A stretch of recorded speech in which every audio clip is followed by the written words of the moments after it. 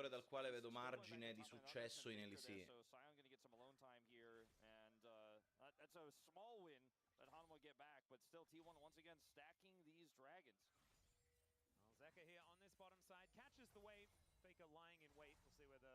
Specialmente appunto, Salvi, per rincarare un po' la dose, se consideriamo quanti talenti allucinanti che stanno saltando fuori adesso. Cioè, vi ricordo che abbiamo il 2007. Ci rendiamo conto, ragazzi, che tra un po' inizieranno ad esserci i primi pro player nati dopo che League of Legends è stato rilasciato. Ci rendiamo conto che stanno per arrivare i primi pro player nati dopo League of Legends. But actually walking up to so many of these characters on T1 is a really big task, and Doran, thanks to the attention that's been paid by the rest of the Potevi evitare. Potevo, ma non... Avrei evitato, no.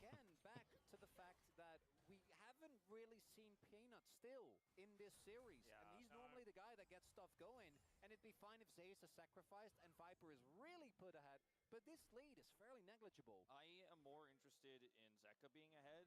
The problem with Zeka being ahead is going for a very safe build here with the Rod of Ages. Ok, bella ancora qui. Holy shit. Max Range gli hanno lanciato anche le scarpe. Bravi, bravo Delight. Bravi. Che angolo.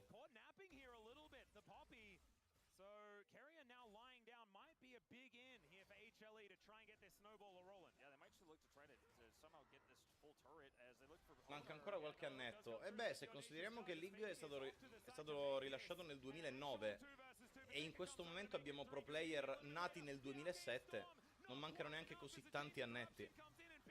Trade back e sono tutti vivi. Portale dei Reami molto pericoloso questo. Portale dei Reami turbo hinting questo probabilmente. Anche perché adesso Faker viene divato istantaneamente e Doran non ha il TP per joinare. Che hinting, ragazzi. Che hinting. I T1 restituiscono il favore del Game 1 agli Life. Faker completamente bollito. Faker sta proprio nel lavaggio auto in questo momento. Yeah, I mean, Peanut initially looks like maybe he has as we're not done yet. All right, there's Grand Shuffle underneath the turret here onto a gravity field. No, ragazzi, non ste porcate. Ragazzi, ma dopo quel game 1, dovete farmi ste maialate. Ma che state facendo? Ma che state facendo? Not really sure about that one. I mean, it's only 4 stacks of Rod of Ages for Zeka, but it's not about the build. It's just about the fact that there wasn't great follow-up there, and you're going... If he doesn't do the damage, don't worry, the Titan will. I do think that this right here, this is just how it works with T1 Escuma. Vabbè. Does he have Nimbus Cloak? I feel like that's why you would bury her there. Doran, non premere tab. Doran, non è successo niente sulla mappa. Non è successo assolutamente niente sulla mappa. Non premere tab per nessuna ragione al mondo. Non ti preoccupare. Tu continua a pushare con Ambessa. Non farti domande. Non farti domande. Sì, ho visto Guma. Ribadisco. Non facciamoci domande. Questa partita è per gli sponsor. On both sides throughout this series. Yeah, Peanut's the same. Yeah. Because this isn't really the kind of Jin snowball we were talking about. This isn't really quite the same sort of like, I wonder how they'll use that. Like, oh, the Rod of Ages on Zeka, you know, it's not a lot of damage, but we'll see how it works out. And then la Sid Vega evidentemente deve essere qualche obbligazione contrattuale nei confronti di Pantheon. Se giochi Pantheon devi giocare di merda in qualche momento della partita, altrimenti... Non lo so, scrivo a Jennifer dopo e vediamo un attimo se è veramente il campione che ti obbliga a giocare così o altro. The Zinzao is here, the knock-up comes through, Wind becomes lightning, there's the knock-up from Zeus at the same time, as Doran might be able to flash his way out of here, but Zeus is right over the top, looking to try and chase him down, but remember, it's an ambassador. Ok, Doran è vivo. Better running away. I want everyone to look at the vision on the topside river right now. Doran was pushed up past where the turret's husk is, where it's just tons of vision for Hanwha Life, none for T1, a very aggressive call there that nearly backfired, he loses his flash. And, I mean, I guess they could call that a back. Doran sembra che non abbia ancora tabbato per ora.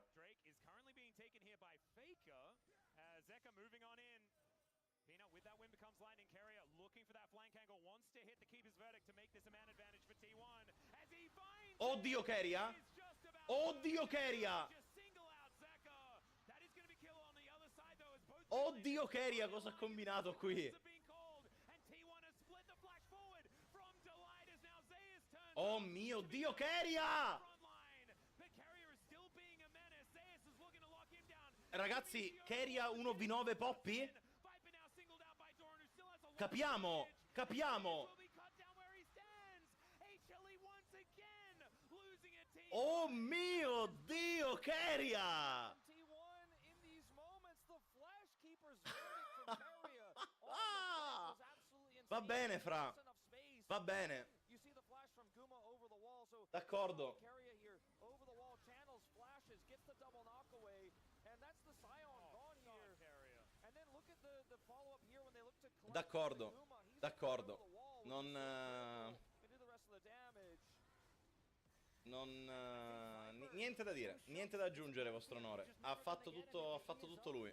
Trying to take him down, and then obviously once you get to this point, you're just a Jin trying to run away. Even without Keria ha una lucidità su questa giocata irreale. They knew that Carrier was there. They were just caught off guard by that ultimate. That's Mamma mia. them sole point, and I don't think they were out of the game, but they were definitely falling further behind. The 5v5 looked good for Hanwha. Vabbè. Now, all of a sudden, Goldley is negligible, and there E is vabbè. that soul point. And Ocean Soul and Bessa, Ocean Soul Rise, it's a little worrying. It's just these Soul point same all'improvviso T1 e... stories we tell. It's the same objective control they've been famed for. E alla fine, nel senso, alla fine va così. And that's something that takes years to build. You can't just build a roster and put Zeus into your roster as Hanwha Life and then have that same coordination. I think they're very close and their team finding's been insane. A volte basta Keria. This series, it's just not on A T1's volte nella level, and it vita feels like T1's manca solo un piccolo pezzo del puzzle, really Keria. important pivotal series. And in this first Doran adesso è finalmente autorizzato a tabbare, sì. Specifically where you're seeing it really shine. And you're also seeing out Jin era in 1300 gold di vantaggio su Varus prima di quell'azione. most damage in the game. Adesso è a 470 gold di vantaggio. But still getting so much work done, and I felt like he was the difference maker, right? He was that extra threat as HLE thought that they'd been able to knock a couple down, right? Miglior supporto al mondo, sì. Devo dire che è da un paio di anni che non ci sono molte incognite sulla discussione. On your passive, or in your ultimate rather, you have Black Cleaver and Eclipse, and you're a full level up. Yeah. So, yes, Adesso chi uccide Sion? Ambessa? A spam? Mannaia Oscura, Eclissi e 1500 gold di vantaggio per giocare side lane. Non sa... E tra l'altro Sion con le Swifties. Sion con le Swifties? Grande fan di Taylor anche lui, come Broken Blade. We're T1, we can really get away with any situation that we like. Territory, as long as they don't let multiple members get immediately taken out of the fight. It's so hard to punish that play from Keria as well, even though they knew he's there. You don't want to Ragazzi, ogni tanto ci pensa Keria. Threaten to secure the dragon to force Hanwha in while he's on that cross angle. You know, it's not as simple as just he got lucky, he flashed Ogni over, tanto they ci didn't pensa know. Keria. It just puts Hanwha E to pensare che some abbiamo rischiato di vederlo ritirarsi dopo l'ultimo mondiale. And the exact right call is not easy to Pensare make che in such a per short un period of attimo time. sia lui That che was a great Guma play, avevano right? valutato il Almost ritiro. Guma, you know, but at the end of the day, T1 pulling ahead. Pacoso, se mi fanno castare alla finale dei mondiali e a quella finale... Ella, Doran, Doran, Doran, Doran! Doran, baby! Va bene? Va bene così!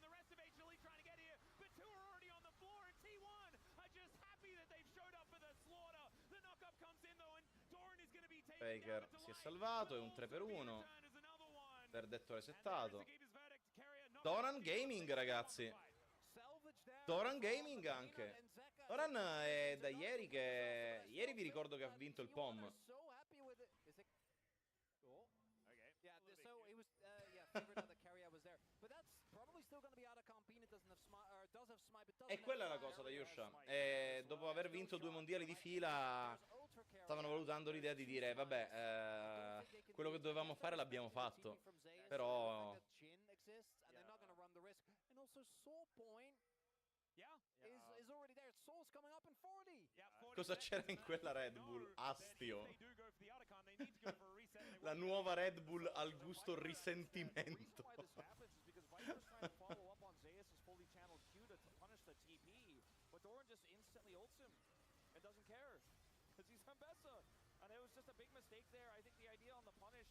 Sì, sì, Blaze, è proprio così.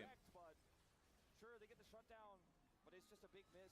And like you said, there's a salvage by Peanut here, but it still means T1 have full control. They take the safe call on the Otacon. I don't think they necessarily had to. No, non è questione di soldi, perché a Keria, se Keria avesse voluto pensare al portafogli, Keria sarebbe già in Cina da 2 anni.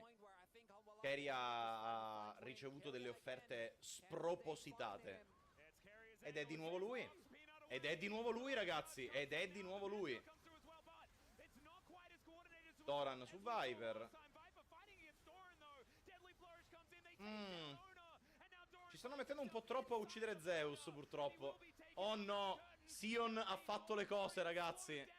Sion ha fatto Sion. Oh no. Oh no. Che rovina. È Jover. È Jover, ragazzi. Sion tanka.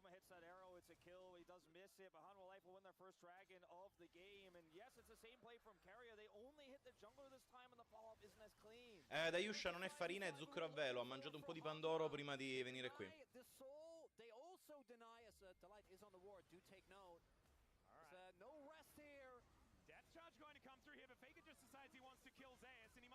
Ok. Uma però qui deve stare attento. No, ma molto male. È andata molto male questa. Vabbè, i T1 l'hanno rannata di nuovo e adesso sta a Keria dover riprendere la partita in mano. Avanti e indietro, avanti e indietro, avanti e indietro. Vediamo come va a finire sta partita, perché a questo punto bisogna capire se è più forte l'Inting o cosa. Qui hanno perso così tanto tempo su Zeus. Faker non poteva attraversare quest'angolo e Doran, quando hanno collassato su di lui, si è trovato a non poter fare molto su Viper. Kuma ha perso la lotta per la vita contro Zeka e questo ha reso il fight troppo frammentato per i T1. Sull'ingaggio di Keria non c'è stato un collasso immediato perché Zeus ha reso impossibile quel collasso immediato.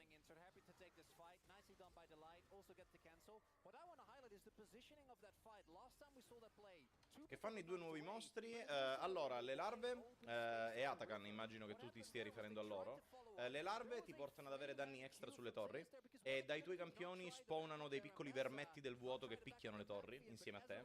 Per quanto riguarda Atakan, invece, potenzia tutto il tuo team, dà statistiche bonus al tuo team, e quando prendi delle kill ti permette di creare un'esplosione che danneggia e rallenta gli avversari.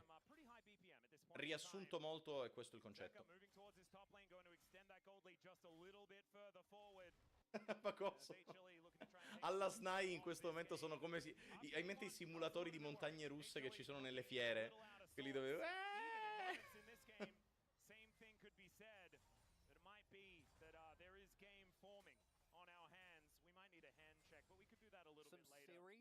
sì, potenzia le rose, ma senza stare. Ti permette di prendere tutte le rose e poi potenzia le rose. Ma il succo del discorso è dà statistica al tuo team. Lo fa tramite le rose, ma dà statistica al tuo team. Objective that's up right now, but you know, neither of these teams in a position to take it. Even with a 2-item victor, you know, it's not something you can do fast enough. You don't have enough control. So the next fight is likely going to be on this dragon unless something happens, right? A proactive play from Peanut, he gets a pick, or they're able to threaten a turn. That could be how Hanwha Life want to play this, but they are again denying vision of T1, forcing T1 to be in this area. Yeah, Carrier. TP. Yeah, they're just looking for Zeka, and he is a deep TP. He is a long way away. Zeka, è molto difficile che si salvi qui? No, al contrario, è difficile che si salvino i T1.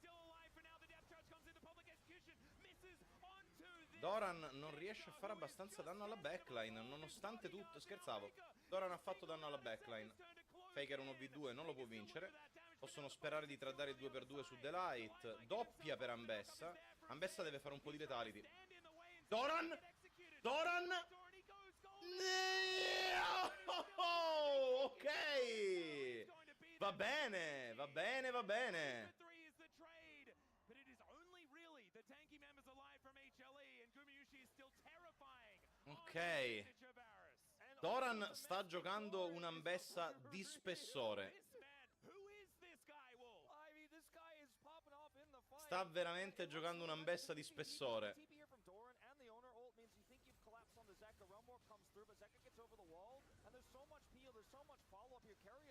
Ma cosa, siamo in due a pensarla. Anche perché, come puoi vedere, Guma ha sempre il range per autoattaccare. Solo che è letality. E quindi i suoi autoattacchi, sì, fanno male, ma ne tira 5 per teamfight.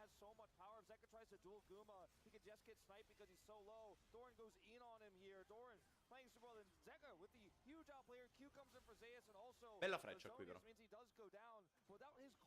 GOAT no, il GOAT è appunto un bel bollito di capra in questa partita. Non di certo la più pulita performance da parte del fakerista. Cosa sono quei numeri? Il cooldown delle summoner, figo. Figo.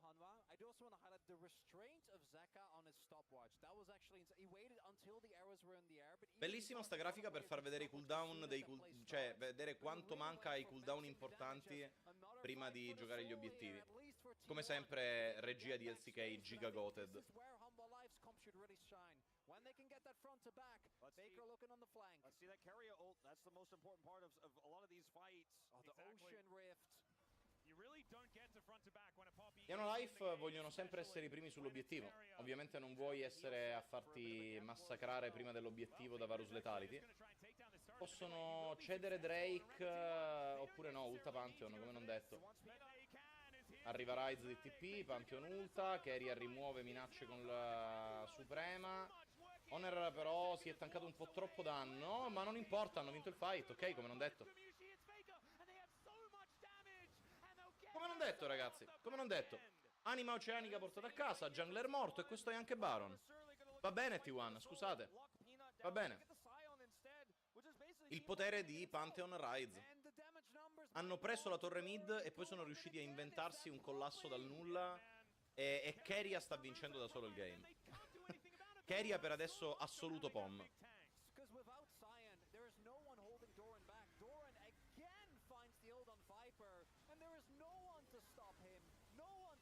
Keria...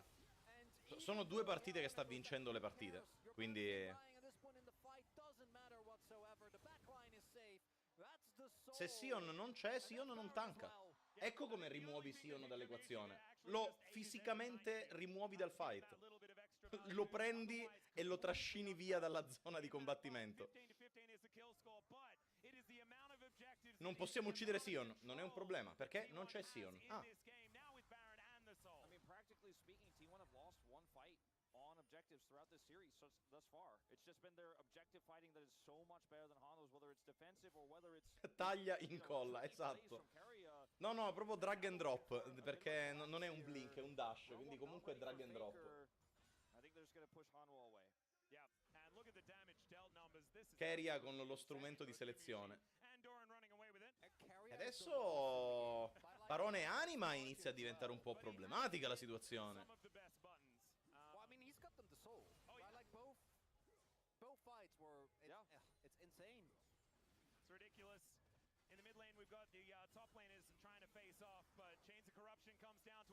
Portale dei reami e all'improvviso il push è mid. Guess what? Non stavamo pushando bot. Guma è giga morto. A questo... Pushate mid. Pushate mid. Guma è morto, ragazzi. Guma è vivo. No, Guma è vivo? No, Guma è morto. No, Guma è vivo. No, Guma è vivo. Oh, wait. No, Guma è morto. Come dicevo, Guma è morto. Però nel frattempo c'è Doran che sta ballando la samba sul cranio di Viper e Zeka. E questo sta permettendo ai T1 di vincere il fight, perché i carry non ci sono. Oh mio Dio Doran. Oh mio Dio Doran. Oh oh. Va bene, va bene. Va bene, va bene così. Va bene così Doran. Comprensibile. Guma è morto, lunga vita a Guma. The series again, just like he did yesterday, that you couldn't have predicted coming into Ragazzi, dov'è Susi che mi serve l'apology form verso Doran? Andate a svegliare Susi, mi serve l'apology form, ragazzi.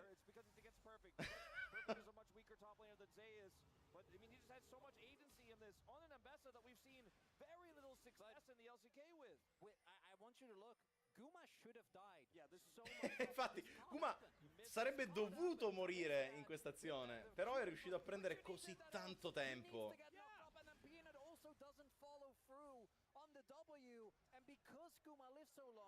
Perché dai, era 1-5 a Sid Vega. Ha preso la kill sul dive ai danni di Sion in botside prendendo poi l'execute. E una delle morti è per execute, quindi dai, diamo al GOT quello che è del GOT. Zeus e Doran si sono scambiati di nuovo. In realtà, questo è esattamente come è andato. Vabbè.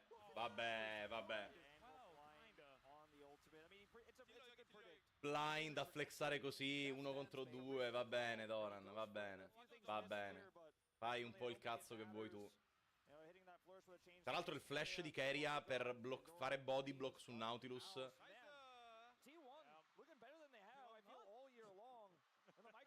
Quanto sei bello, Keria! Quanto sei bello! After destroying KT yesterday, the onslaught of T1 is looking to continue. There's coordination that this roster has built over years. And there's also the strategy. Sì, l'avevo visto PK quel post. Direi che i Fra stanno farmando.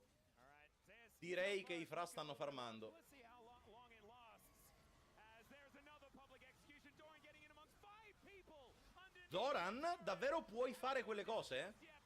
Evidentemente sì. D'accordo. Comunque dicevo, Doran e Zeus non si sono scambiati di posto. Questo è lo stesso identico esito dei test di paternità di Doran contro Zeus che abbiamo visto ad ogni finale importante in Corea. 2-0 match point per i T1, ragazzi. The power of friendship, esattamente. È proprio il potere dell'amicizia.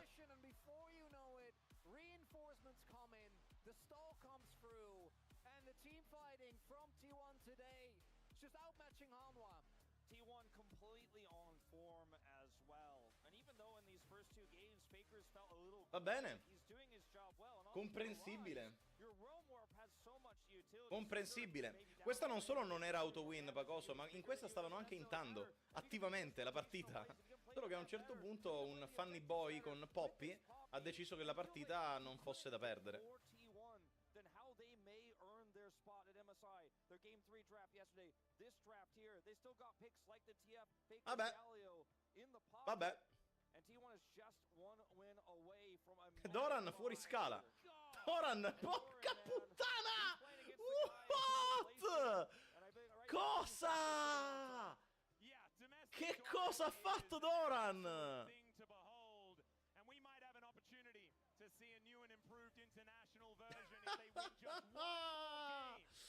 Vabbè, comprensibile. Comprensibile.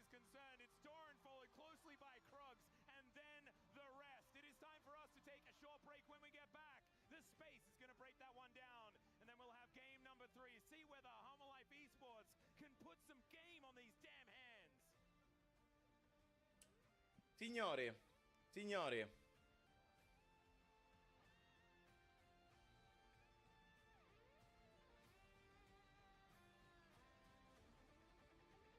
L'ultimo biglietto per l'MSI. L'ultimo blocchetto di Fenta. I T1 sono ad un Nexus da raccoglierlo.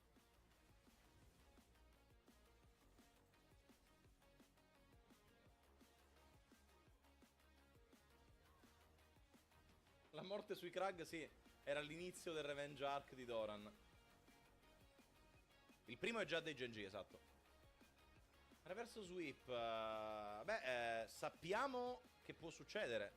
Ma Annual Life, secondo me, dopo sti due game sono belli tiltati,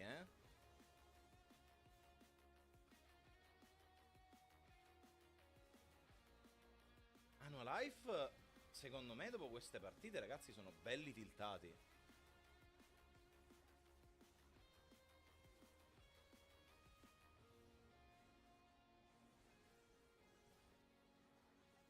Cioè, sto game lo stavano vincendo. Sto game i T1 lo stavano trollando. E la draft non era di certo da auto-win, specialmente con un Varus Lethality. E invece... E invece... Un certo signor Keria aveva delle opinioni a riguardo. E Doran insieme a lui.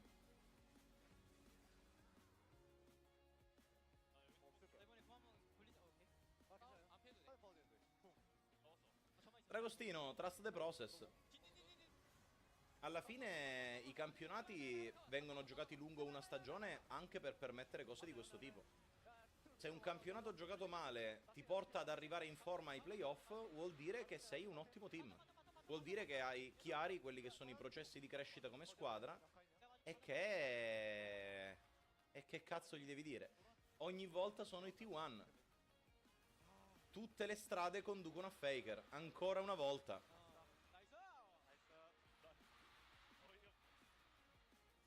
Erminio, non stai mentendo. Non stai mentendo. Questo sarà il video della skin, immagino, infatti.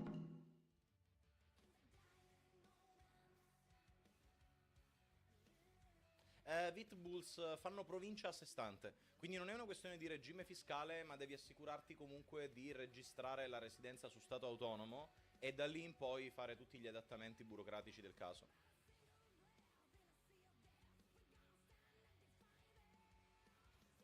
Come descrivo questo game 2 in termini di Yugi? Il primo era molto facile, questo è un po' più difficile.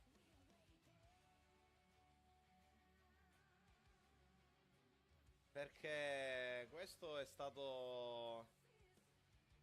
Doran è riuscito a evocare Tyrant Dragon facendo start second contro Labyrinth. Descritto in termini di Yugi, direi che questa partita è... Doran è riuscito alla fine, attraverso infinite trappole, a evocare Tyrant Dragon contro Labyrinth.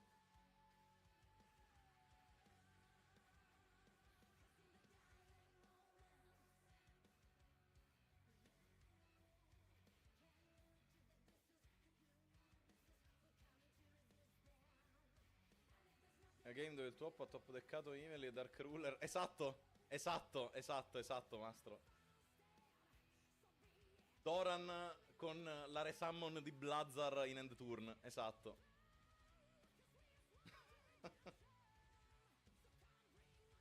Mi è successo l'altro giorno da Yush, l'altro giorno, un paio sarà stato un mesetto fa in realtà, non un paio di settimane. Stavo giocando un mirror di Drago Bianco. Riesco con una mano perfetta, proprio avevo custom hand. Riesco con una mano perfetta a evocare tutto. Cioè il mio primo turno lo chiudo su alti...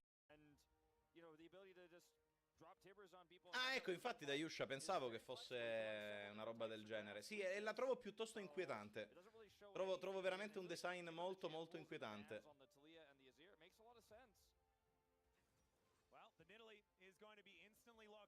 Italy arriva per Peanut, immagino.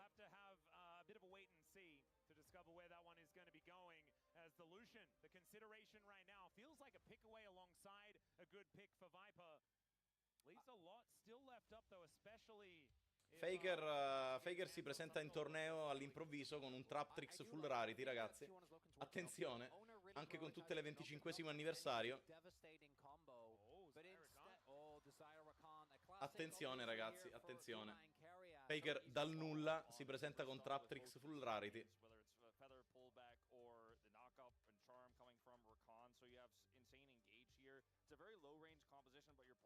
Sairakan e... Ehi là. Per adesso Rom contro Ram. Dimentico sempre che fine settimana ho il microfono.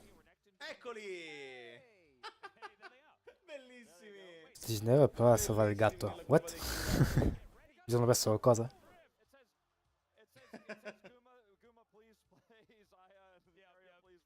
Brom contro Rakan?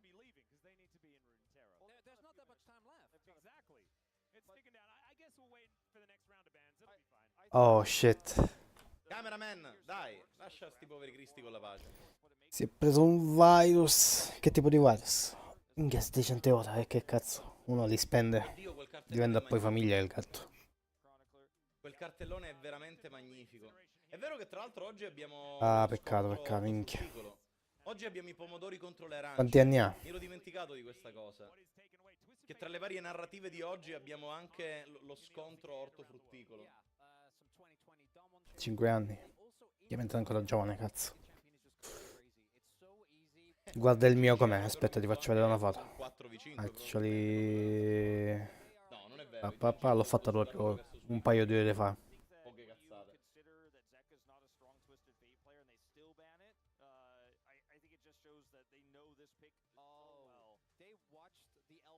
Image post. Image post. Euscia, oggi non sembra esserci, no.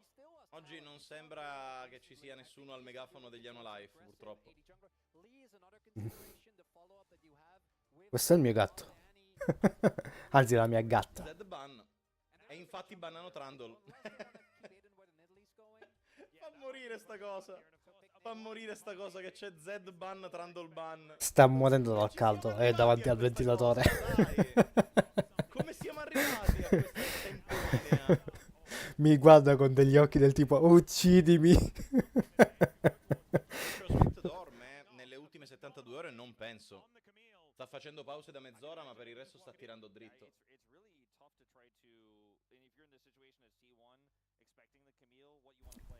Può essere che si salva. Minchia, così grave. Stasera campo contro Fiero, sì.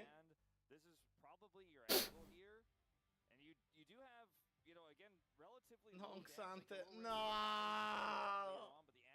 Oh no, ancora una volta ci tocca tifare per Xante. Io Sì, non Terenzio, so se li ha... sta facendo Se i miei sono vaccinati in verità. in full speedrun 72 ore. Il Fra esce morto. Stava bene stamattina. Così all'improvviso. Cazzo. Come te ne sei accorto? Tipo, ho vomitato l'anima del gatto? Lisin, ok. Ok. Ah, bava la bocca, oh mio Dio.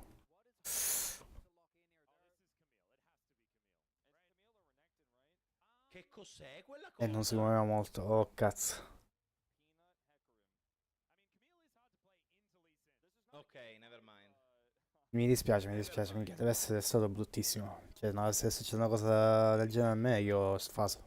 Niente, alla fine non avremo Ekarim. Panico. Ekarim, ragazzi, è un campione del quale vi giuro mi sono completamente dimenticato. Non esiste più da quanto tempo Ekarim? Proprio non se ne sente parlare neanche. Praticamente nessuna difesa monetaria. Ah, cazzo. Legit non esiste. È un gatto che tenete solo dentro, giusto? Non lo fate uscire, suppongo. Esatto. No, sarebbe già quello che è andato da un bel po', no? Il sistema monetario, però, suppongo. Ekarim Rush Tanica della Kum.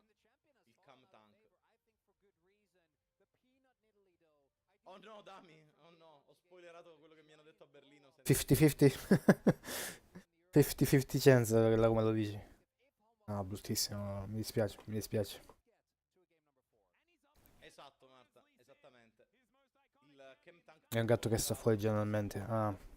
No, io vivo al 20°, quindi lo devo chiudere dentro casa. Coach, sì, da un po' ormai. Al massimo ha un balcone con quella fence, come si dice, con la griglia. Hanno like deludenti e direi molto di più T1 iperperformanti in questo momento. T1 sono arrivati oggi in arena Mi dispiace, mi dispiace. di Maranello prima di scendere in campo e quindi hanno life sono un po' colti alla sprovvista. Mhm.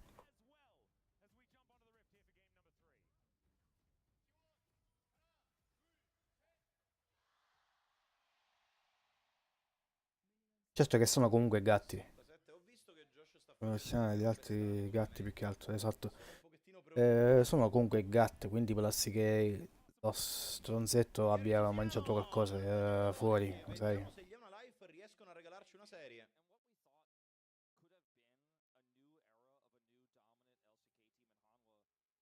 cambiato Sbreun, hanno semplicemente aggiunto Mata al coaching staff. No, ha fatto ok, perfetto, ok, quindi hanno verificato che non stava, non ha preso tipo un poison da qualche parte. Quindi no, hanno semplicemente potenziato il coaching staff aggiungendo Mata, che è sempre una bella cosa da fare. Tutto quello che potevano testare, infatti sto dicendo sono andati per quello, cazzo.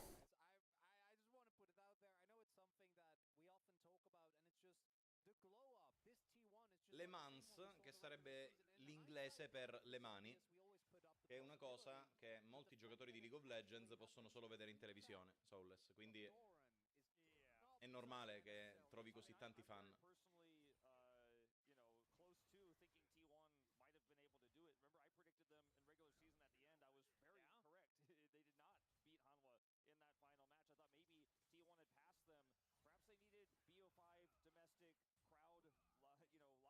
Sì. Ti do ragione, sono d'accordo. A Londra sarebbe costato di più. Infatti qui è molto comune che i padroni di animali fanno tipo l'assicurazione. Sì, Federico, quella la conoscevo. C'è la sorella della mia ragazza che paga Ovviamente è un bug, stanno risolvendo. un bel po' di assicurazione. Che il bug c'è e adesso... Esatto, per il suo cane.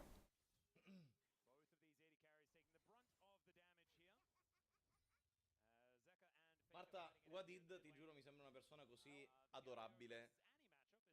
Vorrei fosse legalmente possibile... Pago 9 al mese per il cane, anzi pochi. Buoni. Accettabili.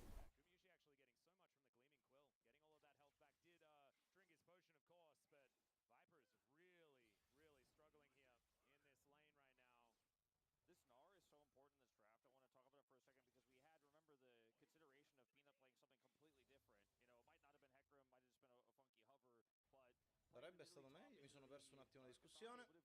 Ho fatto prima che diventasse di moda in Italia. Ah, perché ora personalmente i prezzi sono più alti? No, sinceramente no. Anzi, in questo momento Annie è... Sì, ok.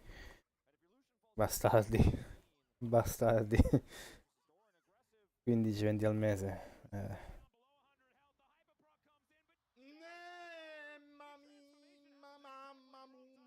Mamma. Doran poppa quelle pozioni. Ok. Doran vive in tutto questo. D'accordo? D'accordo, e resettano pure in tempo con lo swap della dual lane. Ok. Ho accettato di provare a fare la cura. Sì. Cioè, normalmente un gatto campa sui 15 anni, no? Sì, assolutamente. 15 e passa. Ancora 5 anni sono giovani.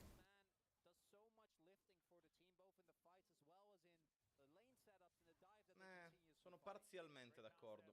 Questa serie la stanno vincendo molto più Doran e Keria che Honor. Come hanno fatto a perdere gli Life? Come hanno fatto a vincere i T1 è la domanda. Keria e Doran hanno giocato 2v8 mostruosa performance con Ambessa e Poppy. Veramente fuori scala quello che hanno fatto. Keria in particolare. Ma Doran, no, non è vero, non è vero Keria in particolare. Doran ha fatto delle robe allucinanti nel game di prima. L'altro ha avuto un tumore al naso. Aveva perso metà della faccia. Uff.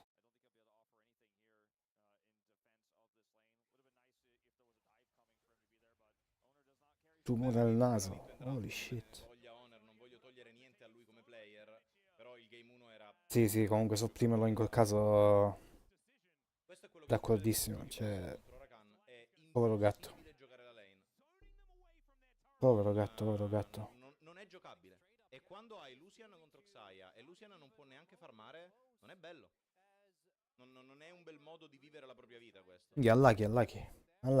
Una marea di wave crashate e questo è tanto... Oh, guardate Lucian che deve rifugiarsi sulla T2 e poi tornare a farmare solo i caster della seconda wave. Madonna, che brutta situazione. 12. La mia gatta ne ha 10. Quindi sì, capisco. Sono stati lì a una life a draftare Brom in Però minchia. già dichiarato blind, quindi... Rumore al naso, vedete, la povera non poteva respirare.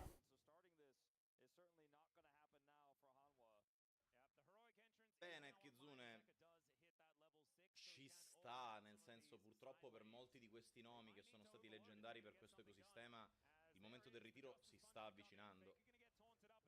Che botta! Forse se si interveniva molto prima. Parte di Zeka qui. Galio Piedini, ragazzi. Sì, forse. Chat.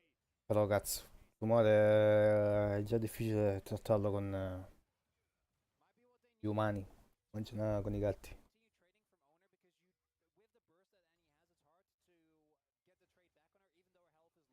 Ti sarebbe costato un patrimonio anche.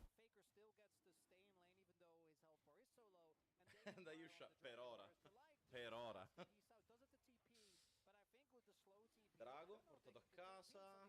Larve in spawn tra un minuto. Fanno in tempo a far ruotare anche Faker. Tipo la situazione in cui sei adesso. Cioè, prova a curarlo, però la cura può ammazzare il gatto. Differenza in inventari. Un buon early game questo. Questo è indubbiamente un buon early game per i T1. Scalano bene e per adesso Sì. hanno anche una discreta corsia. Doran è tipo... Sì, interessante opinione, signor. Che fa ovviamente. Lo scopo è appunto quello. Noto per interessarsi alle opinioni altrui. Lo scopo è appunto quello. T1 indubbiamente scalano meglio. Noxai e Rakan. On life non matchano lo scaling di Xai in questa partita.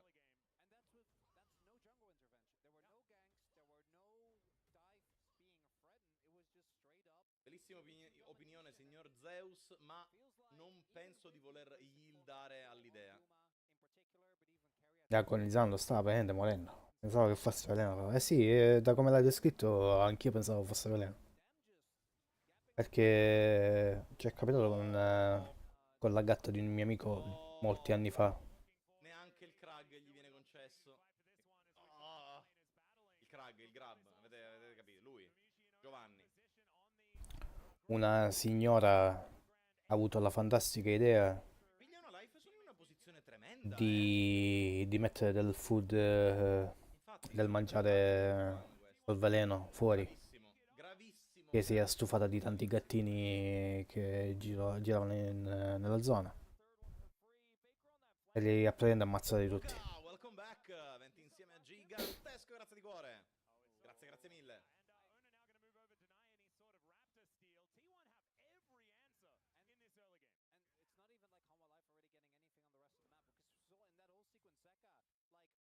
Oh, si va in galera questo, probabilmente sì.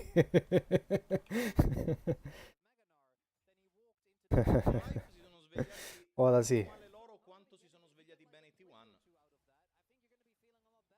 Guardate qua, guardate, quando il campione che scala meglio di te può permettersi di camminarti in faccia così in lane, sono veramente cazzi amari.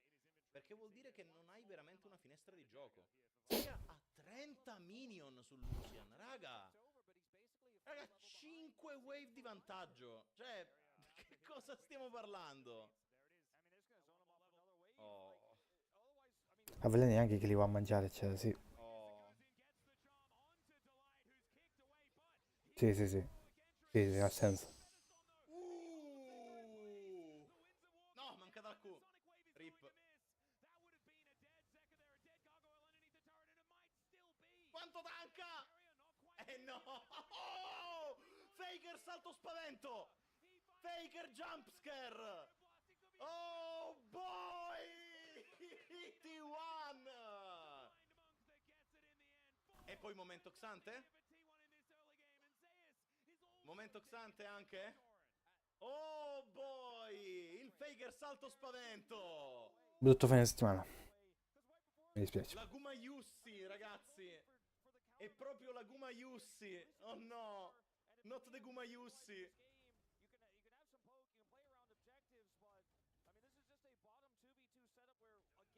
Doran vuole andare all out qui. Doran si è preso bene, ha visto che stanno tradando. Eccolo lì! Stava solo aspettando questo! Giusto, è il gank del supporto col TP. Giusto. Come ho fatto a dimenticare questa cosa? No. No, ti prego. No, Gesù, no, no. Ah, il gank del supporto col TP. Beh, almeno sanno ragazzi. cos'è. No? Più o meno. Non so se lo sanno, ma spero che lo sanno. Oh mamma mia. Oh mamma mamma.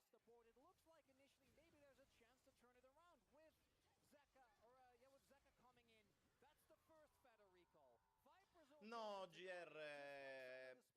LeBron vedo molto più invece gente alla Ciovi. Faker è il Michael Jordan. Faker è immediatamente la prima cosa che pensi quando pensi ad una disciplina.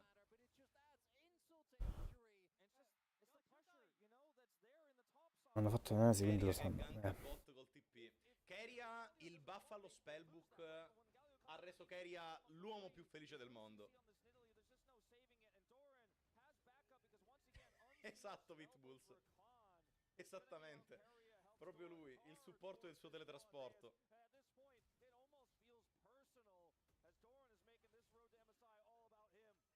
Va bene, Keria, fai quello che cazzo vuoi, tanto a sto punto.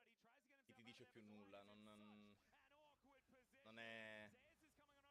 E a parte questo, tutto a posto. Va bene, Se posso Keria, chiedere, anche se va la notizia è un po' così. Vabbè. difficile da... Vabbè, ragazzi, a sto punto stanno facendo i Globetrotters. Annualife tiltati fino all'oblio. Annualife tiltati fino all'oblio. Keria è no, boh, vabbè. Keria non so davvero che cosa dire, ragazzi. Keria fa lui quello che deve fare.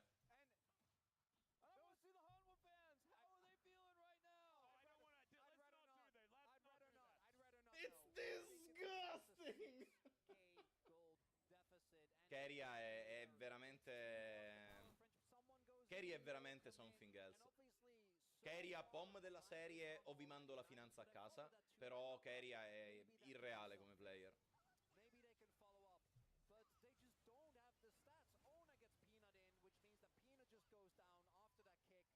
Vabbè.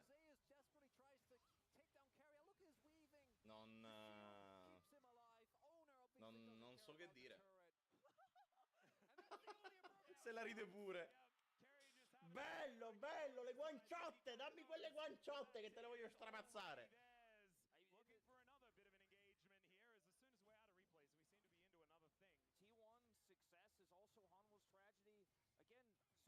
L'applauso è proprio per se stesso e se lo merita.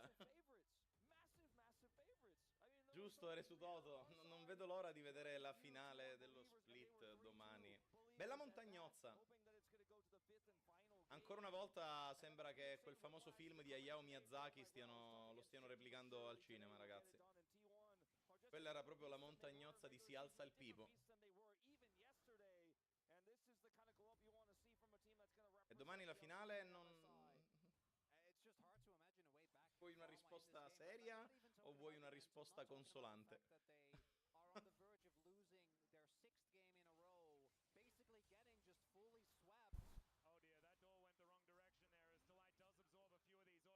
Continuo a sostenere che gli Life però oggi abbiano veramente intato di brutto le draft. In che senso? Nel senso che non c'è la finale, purtroppo. Questo split di LCK non ha una finale.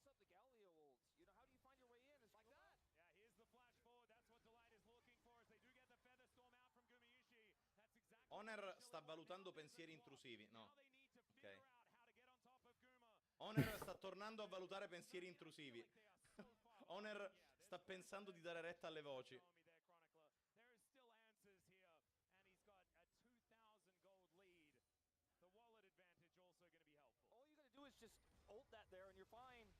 As even this is desperation. Yeah, I mean, this is Zeka being able to push Faker away. He's, of course, got the Molten Shield, and now has going to make this one a little bit unfair towards the bottom side of the map. E non lo so, signor Galio. Capisco che lei sia un gigantesco colosso alto una decina di metri. Sfortunatamente dall'altra parte c'è una bambina.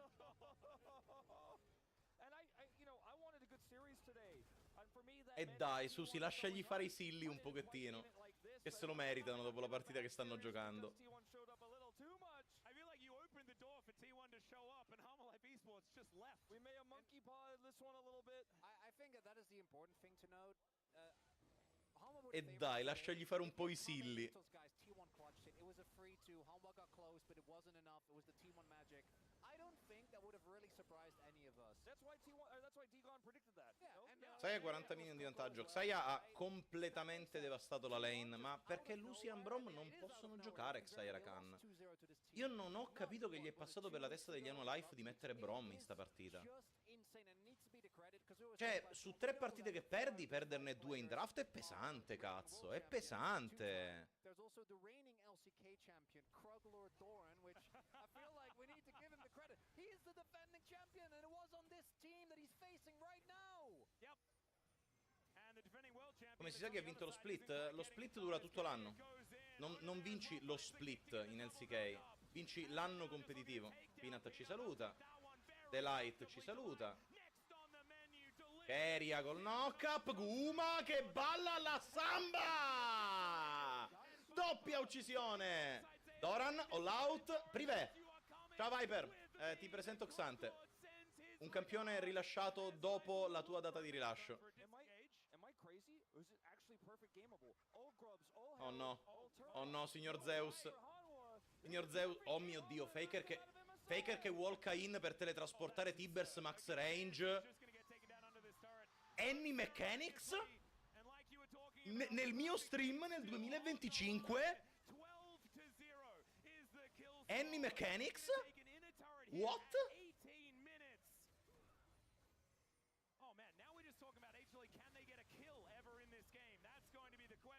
Ragazzi, va bene, Honor con la banana maneuver evasiva. Anche le rose prendono. Ragazzi, non gli stanno lasciando neanche le lacrime per piangere. Guma walka in, senza visione, Guma walka in qui. Tanto ha tutto, ha la ulti, ha il flash, ha il cleanse, che devono fargli?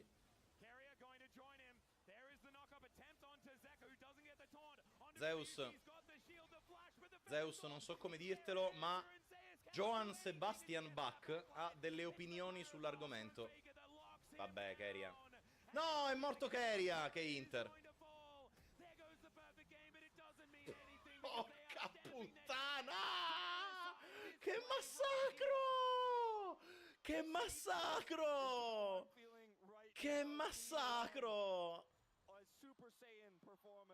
Che massacro, ragazzi!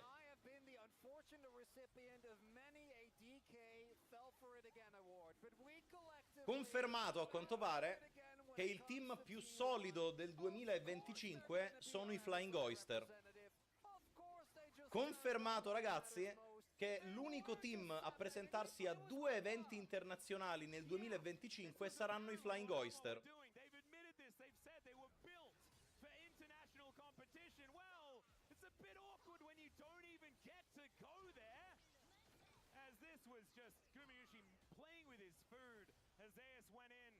CFO Golden Run. È il momento. È il momento, ragazzi. Mamma mia, sti T1. Cosa hanno mangiato oggi a colazione?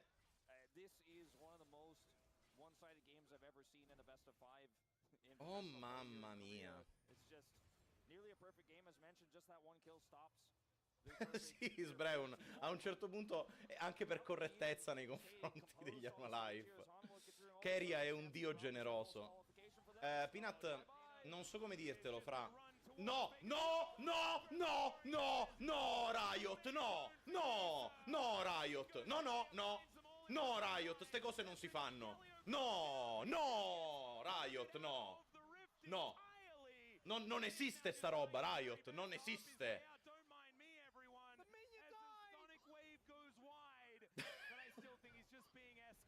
Sta roba non esiste, ragazzi. Sta roba non esiste.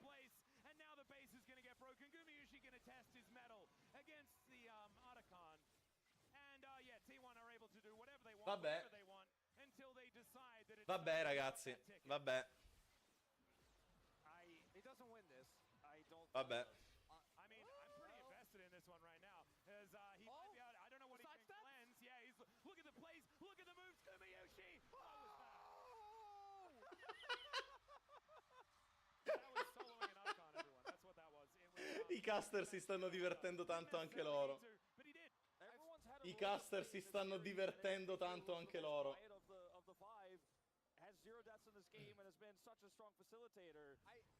I've seen Guma steal objectives before. Susi, no, dai, sta roba che cagata è. No, io non ce la faccio a vedere Xante, vi giuro. Cioè, una viewer experience così bella rovinata dall'esistenza di Xante.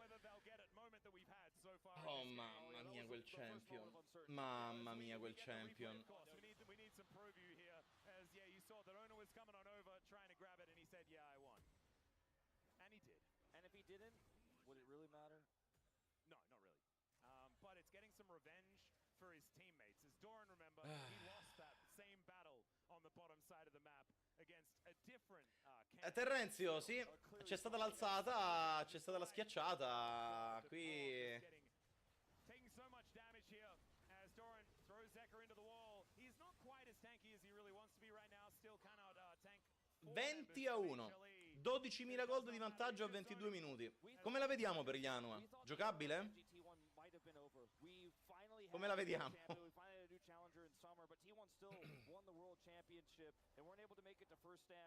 They're putting their stamp on the MSI ticket, saying we are still able to hang with the best. We are still up there with Gen G. We are a top 2 team in the LCK, and they're going to earn it here. Perché? Cos'era sta cosa, Honor? Ma che cos'è? Ma che hai fatto? Back towards his base. And all right, HLE at least on the Oh, mamma mia. They are absolutely reeling. In goes Zeka looking to try and get Incredibili. against Faker here. Vai, Keria. Scopateli tutti. Oh no! Keria è morto di nuovo. Sta intando, ragazzi. Keria sta intando, confermato. Anche Faker muore, bollito. Completamente bollito. Lavato sopra. Ha fatto il silly.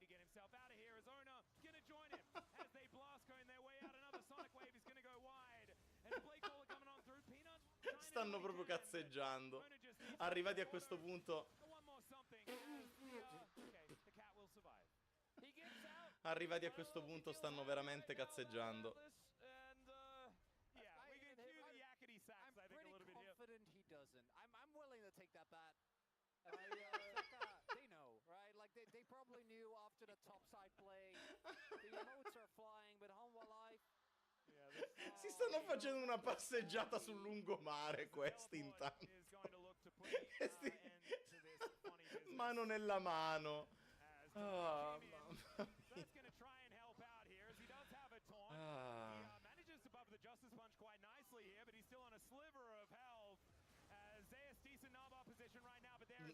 Vabbè, arrivati a questo punto nessuno sa cosa stia succedendo sulla landa, ragazzi.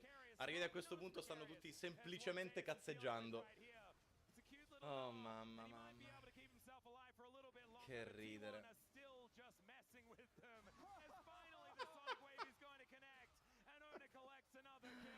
Oh boy.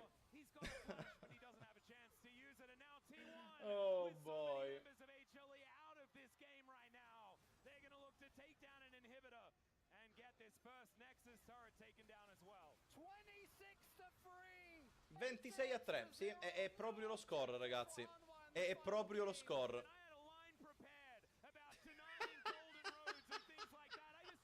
Come ha shottato Viper in fontana? In fontana!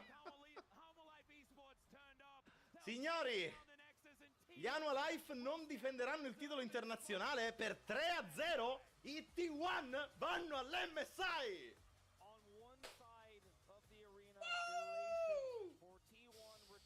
Ce l'abbiamo! Ce l'abbiamo, ragazzi! Si gode! Vi aspetto tutti quanti in piscina! Idromassaggio oggi! Oh, mamma!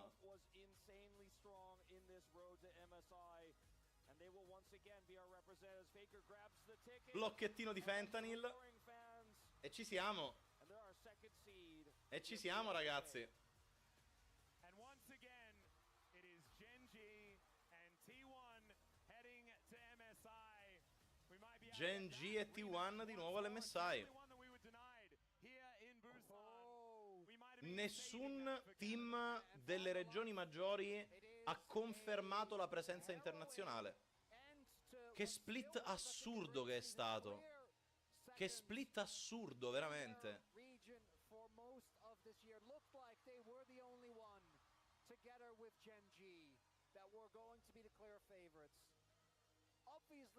Assurdo. Assurdo.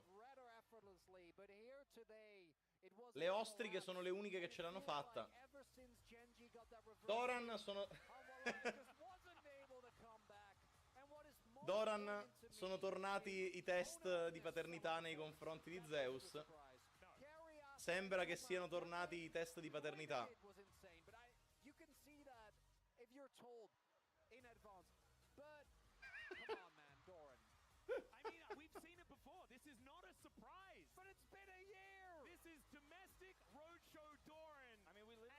E vabbè. E vabbè. Ragazzi, non so che dire.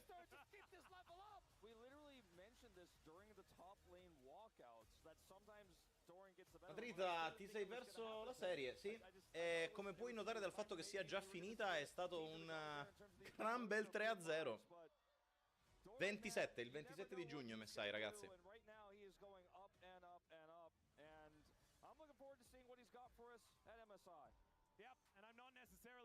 Ah, Shinato, non è che viene premiata la scelta di Kuma su Smash, viene premiata la scelta di dare stabilità al team invece che tenere i giocatori ogni settimana sull'orlo di un baratro senza sapere se giocheranno o meno.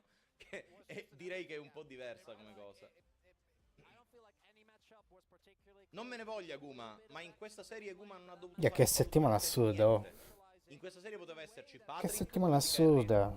e tanto Doran e Kerry hanno giocato da soli, quindi 2v8. E che a questo team tu devi dare stabilità. Sono i migliori giocatori al mondo. Se gli dai stabilità, giocano da La settimana dei tumori, veramente. E quindi sì, viene premiata C'è la stabilità. mio padre che ne hanno trovato uno a inizio settimana. E ora il mio migliore amico, veramente, mi sta dicendo che è back in Sicilia. Perché anche sua madre ne ha uno. Assurdo.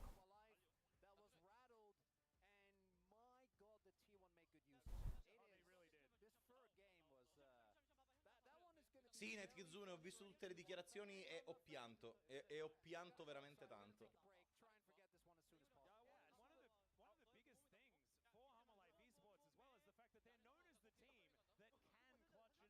Bro, tra i Oh, ai ai ai. Non faccio un controllo da una vita. Penso sempre, ma sono troppo giovane per queste cose, eppure lo sa. C'è appunto questo mio migliore amico che si fa i controlli tutti gli anni, tutti i mesi quasi. E gli hanno trovato una roba al fegato. Problemi Riccardo, davvero 3-0. con l'Iron, come si dice, con l'inferno. Porca puttana. Che stomp di serie che è stato. Li hanno massacrati. Li hanno massacrati.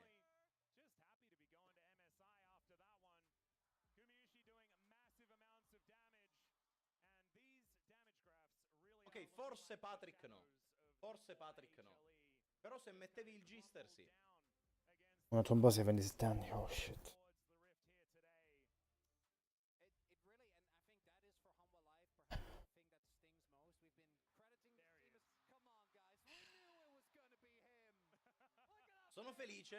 Sono felice perché Doran vince un altro POM e gli hater stanno muti. Però lo meritava di più Keria, secondo me. Stava benissimo. Secondo me lo meritava di più Keria. Io c'ho Quando sono all'MSI, non ai mondiali. solo problema alla schiena, ultimamente. Però secondo me lo Ma penso perché sia... è sempre... Allora... Perché sono sempre seduto qui davanti al PC. La mia solita cognizione del player of the match, Doran è quello che ha vinto la partita, Keria è quello che ha reso le partite impossibili da perdere. E per me chi rende la partita impossibile da perdere ha molti più meriti di chi la vince. Perché se tu rendi una partita impossibile da perdere, prima o poi qualcuno la vincerà per inerzia. E quindi, secondo me, Keria merita... Mal di schiena mai. Quanti anni hai? Dimentico sempre. È semplicemente proprio una questione di che cosa per me significa essere il player of the match. 28. Non penso che Doran non meritasse. No, io 28. Io probabilmente quest'anno tutti i problemi del mondo li sto avendo io. Metto un po' di vernice sul muro e guardiamo Non ho mai avuto problemi alla schiena. Quest'anno, minchia. Doran un altro pom durante i playoff e gli hater... La vecchiaia è tutto in un botto, dico. Dici opla quando ti alzi? Dico ai ai ai ai. No, opla. Non lo so, ragazzi, non lo so. Mi devo veramente tenere da qualche parte per alzarmi. Di Pokémon anch'io stasera? No, scherzi a parte, ragazzi, al di là di tutto sto ragionando una cosa. Cosa se andassi a dormire e andando a dormire fossi abbastanza riposato? 10 anni a Sky Italia come schiavo. O costruisci un altarino, aspetta. Ma se montassimo questo in live? Come essere schiavo del Sky Italia? Sì, si vive per lavorare sempre, sempre. Questo in live.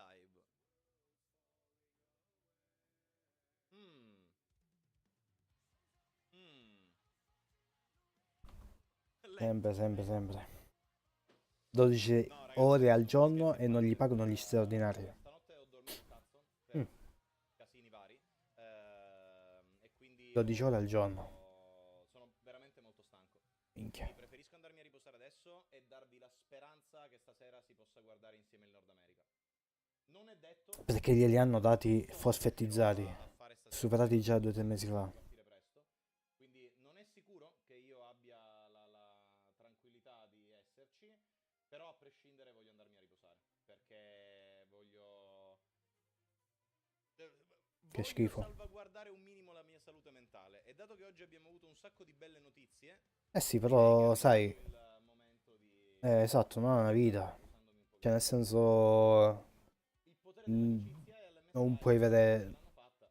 hobby, in primis. Il potere dell'amicizia è lì. Comunque ragazzi, Poi se 5 giorni a settimana ancora peggio. Lo so che è brutto staccare dopo una serie così breve. Lo so che è brutto stare poco tempo in live, perché siamo abituati a passare molto più tempo in live di così. Anch'io mi sento strano a staccare la live, ma penso che sia giusto salvaguardare un pochettino la mia salute psicofisica.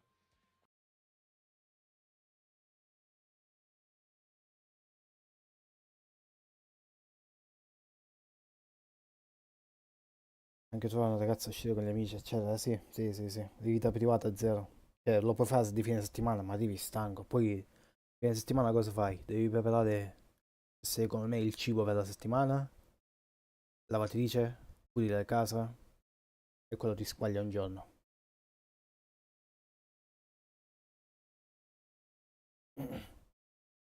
Lui sta lavorando anche di domenica l'ultima volta che l'ho chiamato. Ok. 6 giorni a settimana, 12 ore al giorno.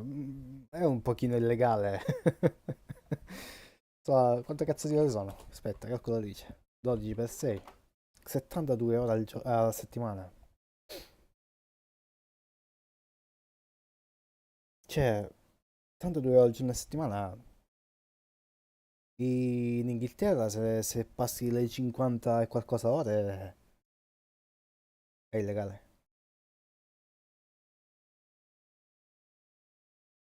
Potrebbe andare dove vuole. In che senso? Cambiare lavoro?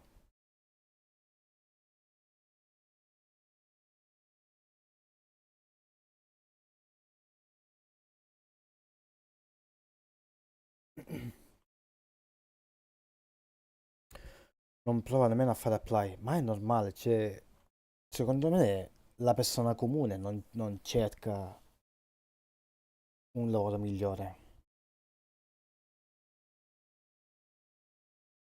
Pensa che lo faranno entrare anche a Sky UK. Io sono convinto che anche se fosse, anche se entrasse qui, troverebbero un modo per schiavizzarlo.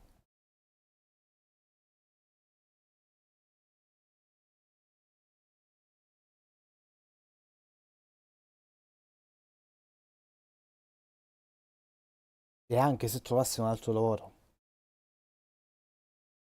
finisci sempre nello stesso limbo, come vuoi e vuoi.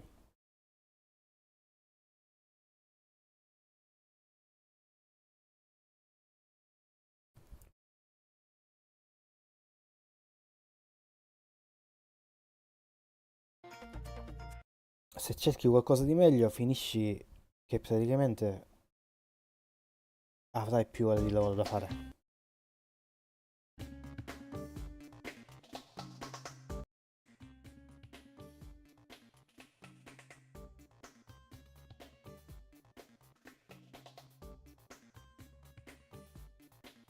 Qualcosa dove o ti pagano di più o devi lavorare di meno, da trovare. Mm.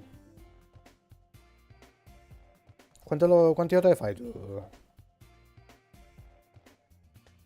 E se non sbaglio tu sei in remoto, quindi è molto più comodo. Perché non hai come si dice? Quando... Quella commute, qui si dice. In teoria 48. Lo spostarti tra una città e l'altra o tra una zona e l'altra per lavorare. Ma in realtà forse 10-20. Ma ti pagano per 48, no?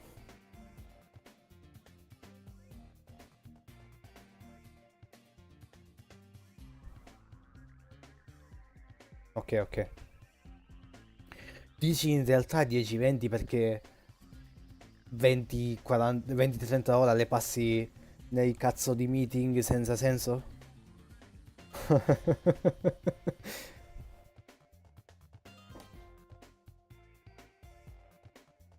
Maledette aziende. C'era anche da noi sta cosa dei meeting ogni mattina quando sono entrato io nell'azienda in cui lavoro adesso. Ah, non c'è nulla da fare a volte. Ah no, ok, ok. No, da noi c'erano i meeting in cui il boss voleva sapere tutto e praticamente no, erano sempre la stessa storia. Ed era un tempo perso. Perché poi dopo il meeting che fai? Non vuoi andare giù a fare uno snack?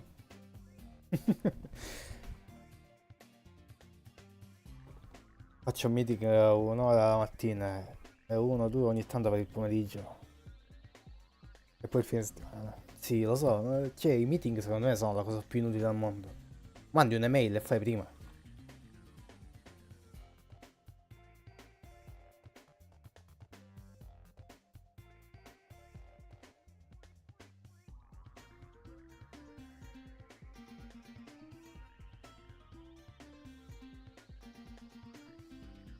Secondo me no. Se organizzati in modo intelligente.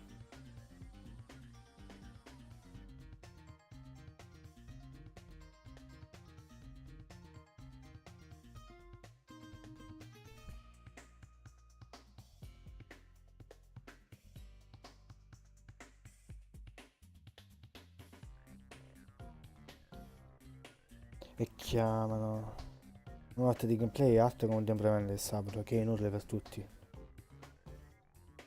Mm.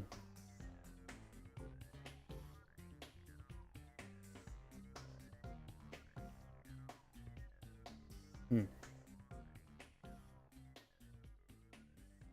Mi piacerebbe ascoltare i vostri meeting.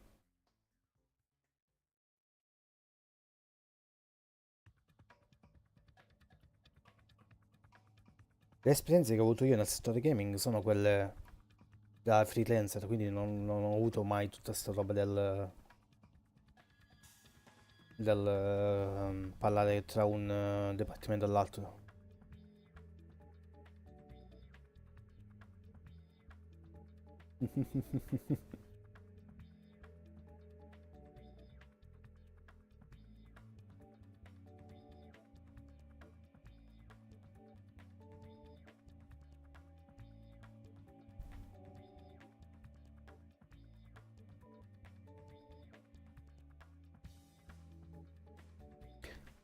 Quello che intendo comunque io è quello di capire com'è la relazione vostra, di cosa parlate. Cioè, il fatto del gameplay team artistico, cosa, cosa si comunicano.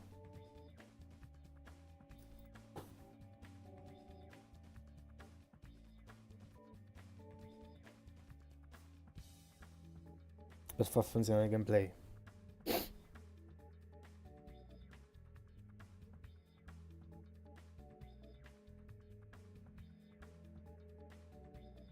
Locomotion, sistemi di shooting, eccetera.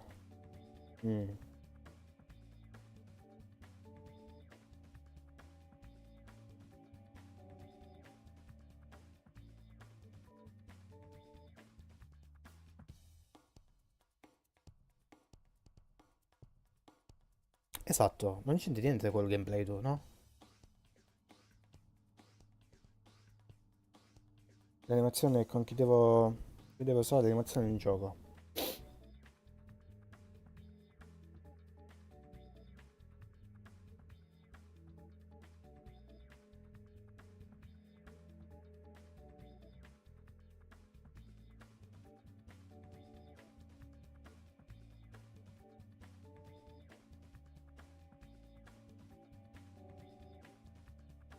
Fare retargeting blend spaces.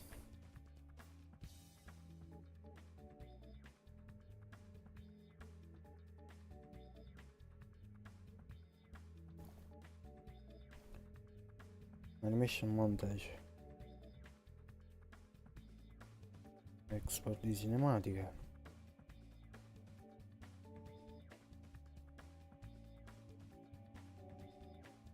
Fai pure cinematiche.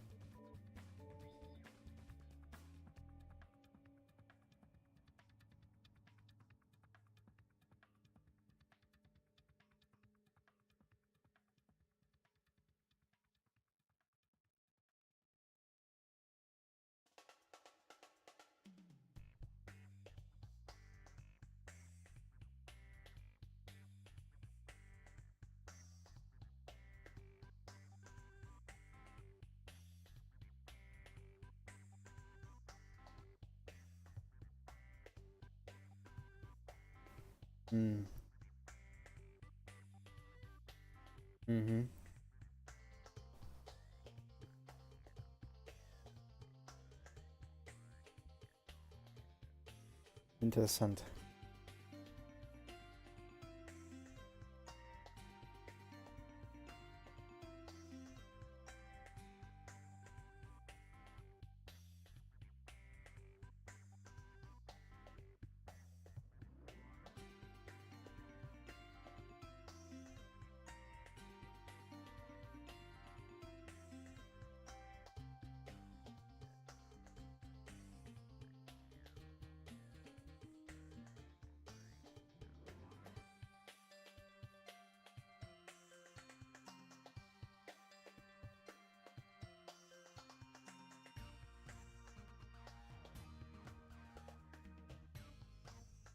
Ho sempre pensato che tipo il programmatore poi deve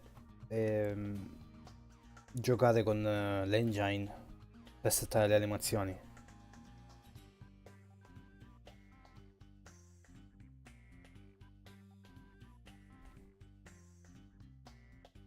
E lo stesso vale tipo il lato artistico, il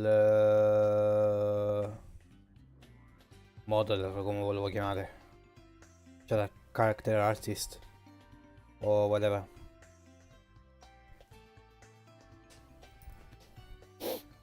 Sono anche technical animator. Esatto, technical animator significa che in teoria metti mano nell'engine, giusto?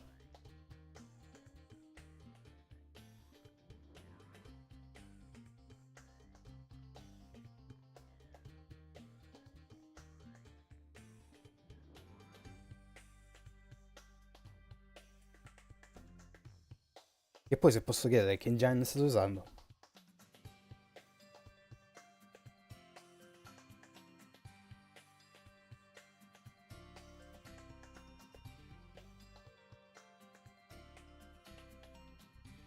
Unreal.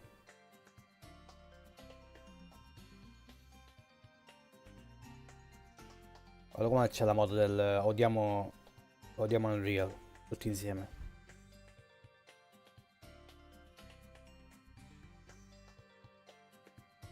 C'è Human, l'altro ragazzo che viene qui spesso, che odia Unreal a morte per via dei problemi grafici. Secondo me è sopravvalutato. Secondo me è l'opposto di maturo, come si dice? Acerbo, acerbo? Però è un bene. Io trovo che sia un bene che molte aziende usino lo stesso engine, perché ognuna poi lo sviluppa in un certo senso, aggiunge qualcosa di suo che è disponibile a tutti. O forza Epic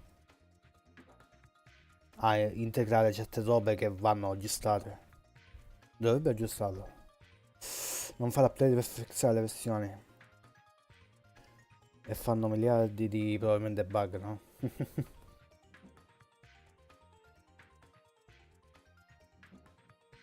Io ogni volta che vedo un aggiornamento sembra che inseriscono roba piuttosto che fissare roba.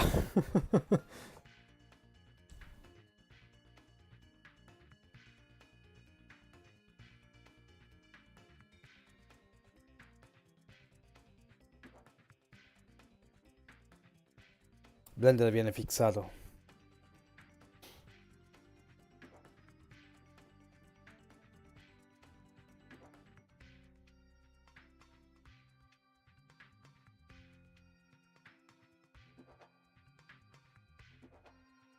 È un peccato che Blender non sia ancora industry standard nel 2025.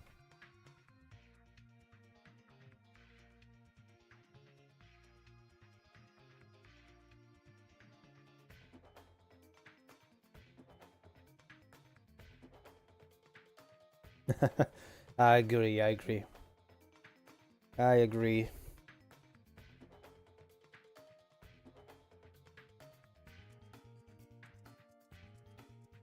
Appena falliscono le grandi aziende, cosa che non succederà mai, perché non abbiamo i dati storici per dire una cosa del genere. Come inizia a scomparire Maya?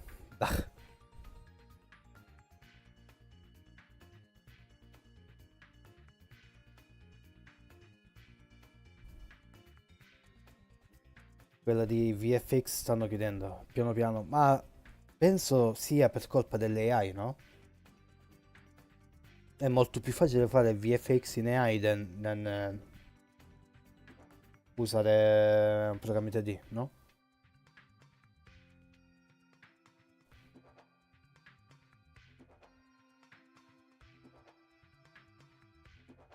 È perché gli investimenti sono stati spostati.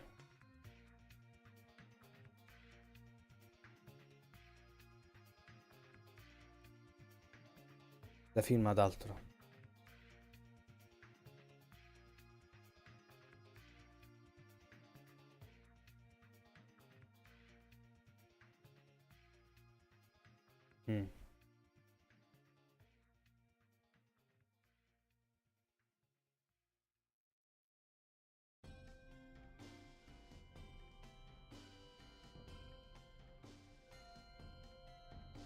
Mi piacerebbe parlare con un VFX per sapere, per avere la sua opinione, o comunque capire com'è il terreno, la situazione.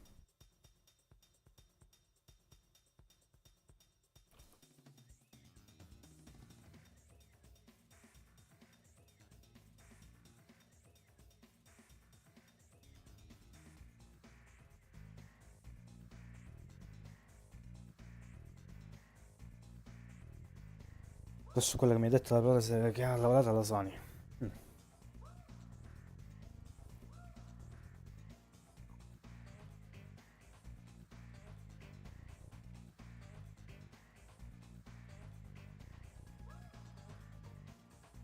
Si riprenderà secondo me. Magari è un andazzo.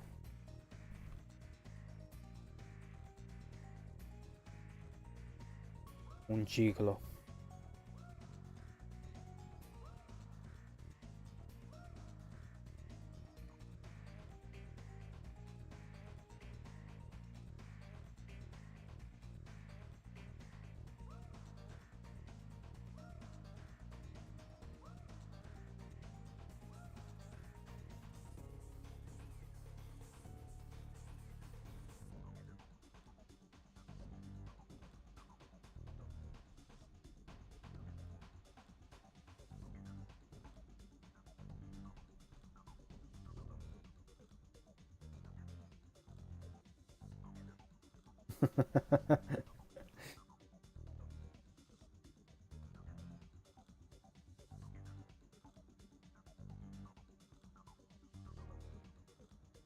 Oh my god. Nightbot, che cazzo fai? Ai ai ai. Sti bot li devo togliere.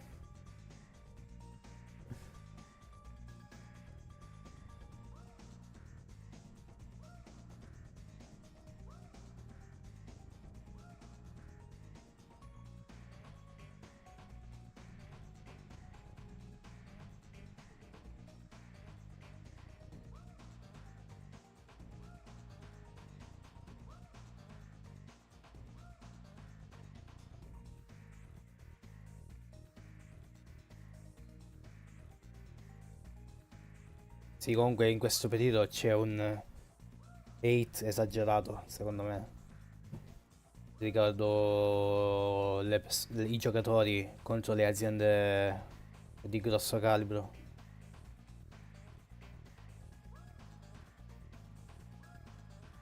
Troppo, troppo, troppo, troppo. Mischina, ogni cosa che fanno deve essere una hit o è praticamente classificata come un flop. Che ci sta perché sono grandi aziende e mettono un budget assurdo, ma cazzo.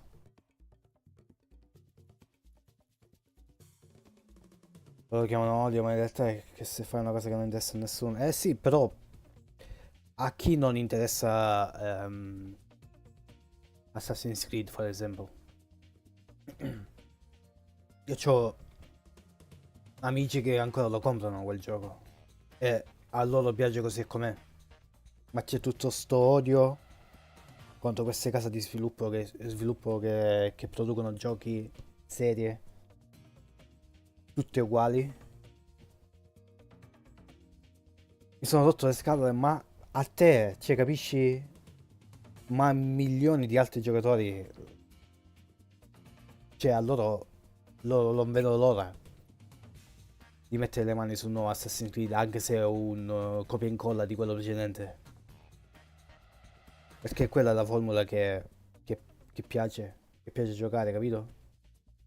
Però c'è sto hate che deve essere per forza un gioco che deve essere diverso, in un certo senso. Ho visto gente molto delusa con Viking, ma anche se hai visto molta gente delusa, Viking, se non sbaglio, è il miglior, quello che ha venduto di più.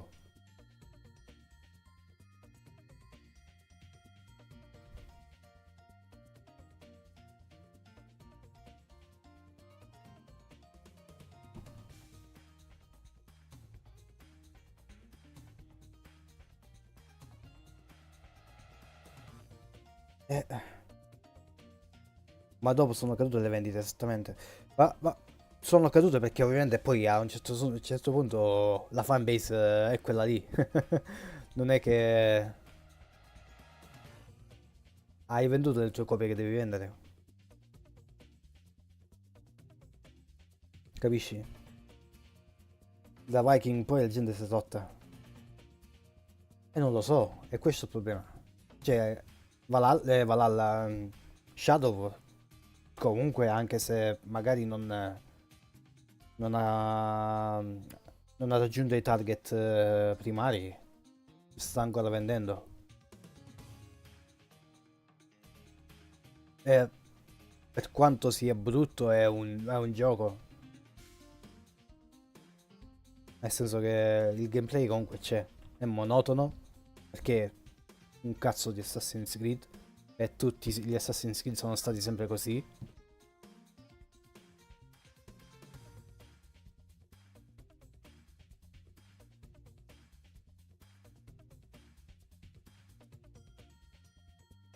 Non capisco perché la gente si aspetta qualcosa di diverso da un Assassin's Creed.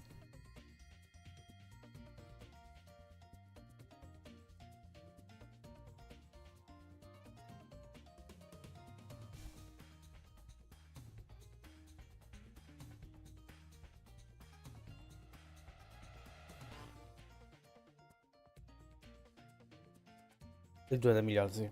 Io mi sono fermato al 2. Ho iniziato leggermente il 3, che se non ricordo male era quello ambientato in America, ho abbandonato subito. Appena sono uscito dall'Italia ho abbandonato.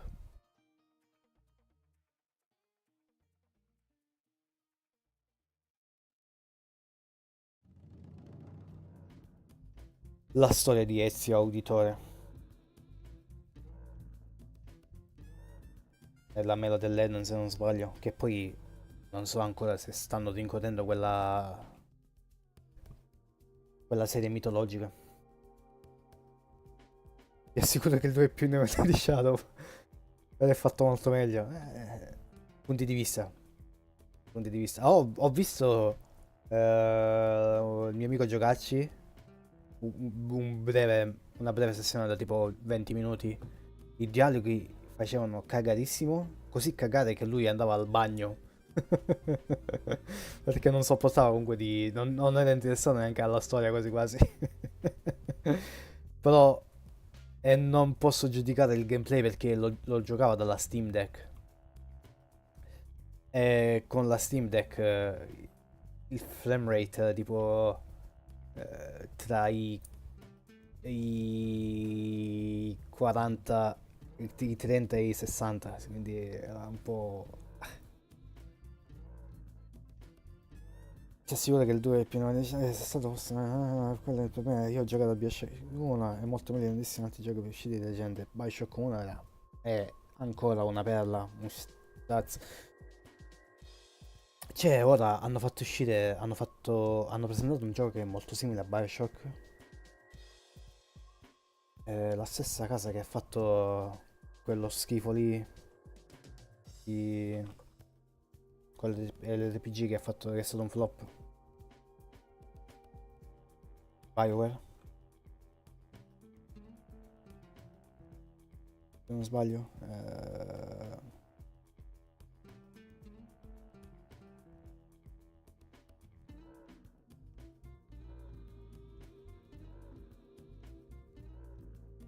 Comunque, sì, stanno facendo una copia di Bioshock.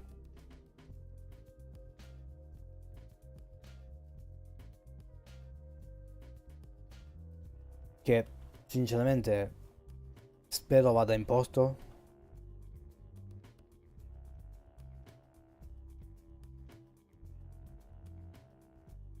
Anche perché sono un po' stufa degli action slash and hack. Hack and slash, come si dice. Quelli alla Dark Souls, per dirci. E non sono troppi. Secondo me è saturo di il mercato di quei giochi. Quello in cui una spada ammazza bunga bunga.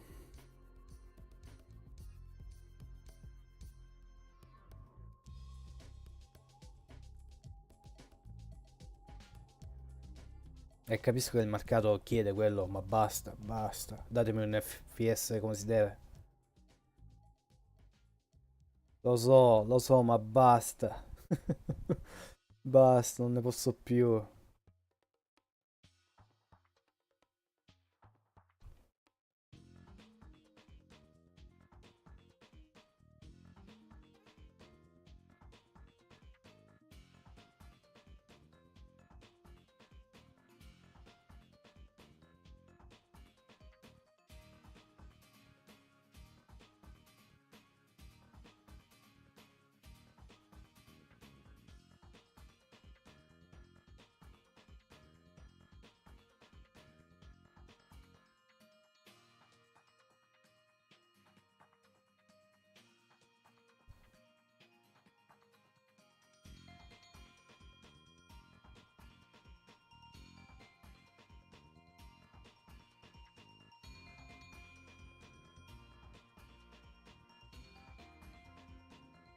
Vediamo se lo trovo. Non so, sul secondo schermo. Non lui.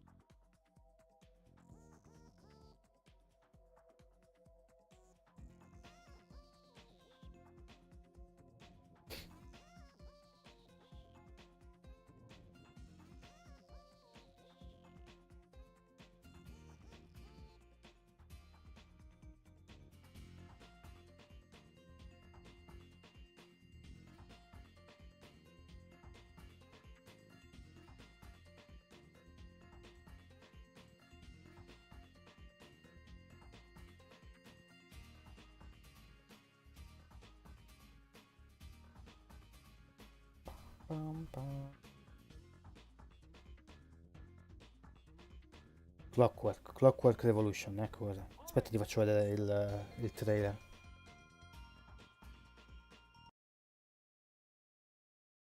Clockwork Revolution. Molto...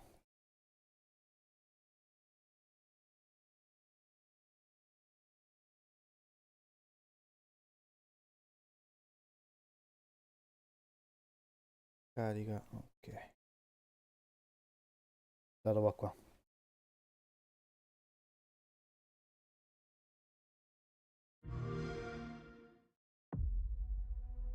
The glittering streets of Avalon sure do shine, because they sweep their filth down to us. Get your paper in! Who's for a paper?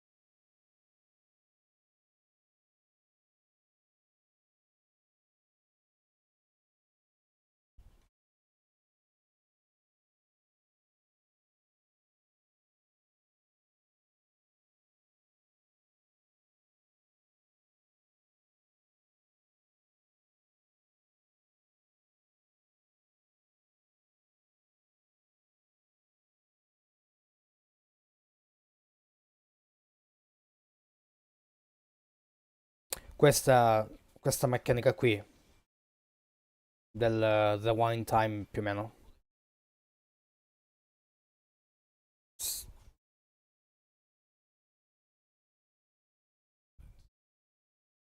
Sono curioso di vedere come la integrano. Perché immagino tantissimi bug che vengono fuori.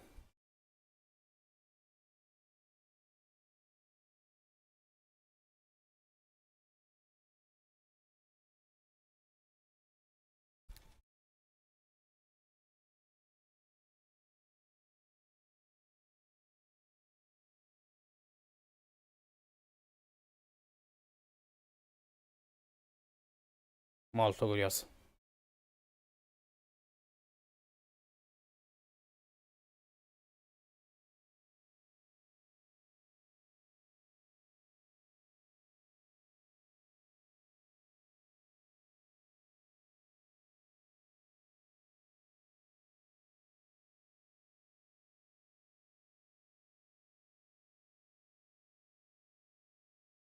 Game Pass. Ah, ciao, ciao. Comunque, grazie per essere passato. Sempre apprezzo, apprezzo, apprezzo. Buona serata. Bye bye.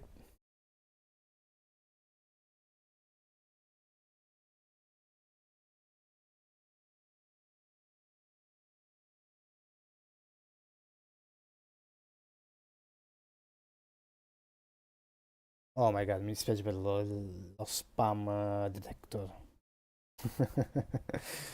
Ah, lo rimuoverò. Ciao ragazzi, ciao ciao.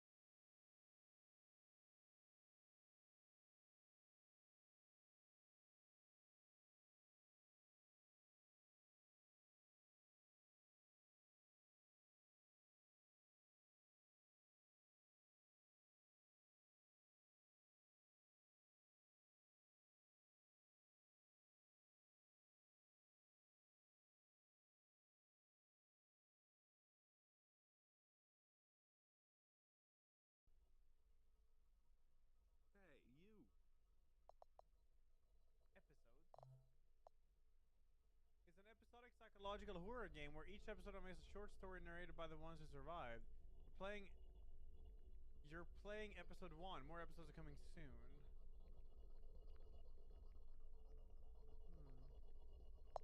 Alright.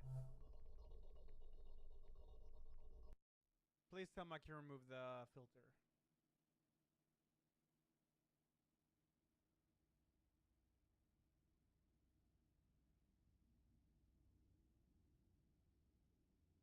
I didn't want to put this up on Reddit just for it to be called a piece of fiction. And we don't know where to start. Excuse my lack of good storytelling skills.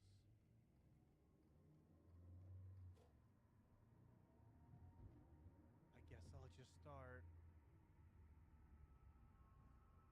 Yeah, something like that, Fistberg, is weird. It was the middle of the summer. My parents had left for that weekend due to a work trip, which meant I was all by myself for the weekend.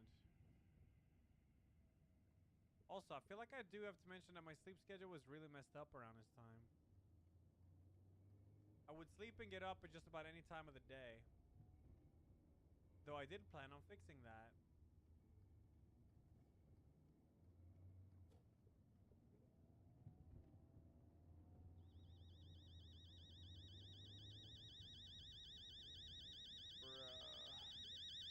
Oh my god.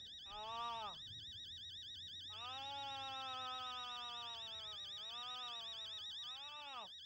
Fuck.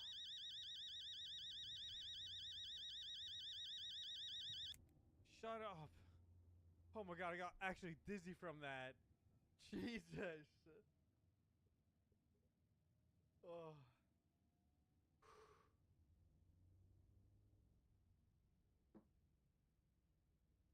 Okay, this VHS look, this, oh my god, VHS look is not too bad. Oh, I can actually interact with stuff.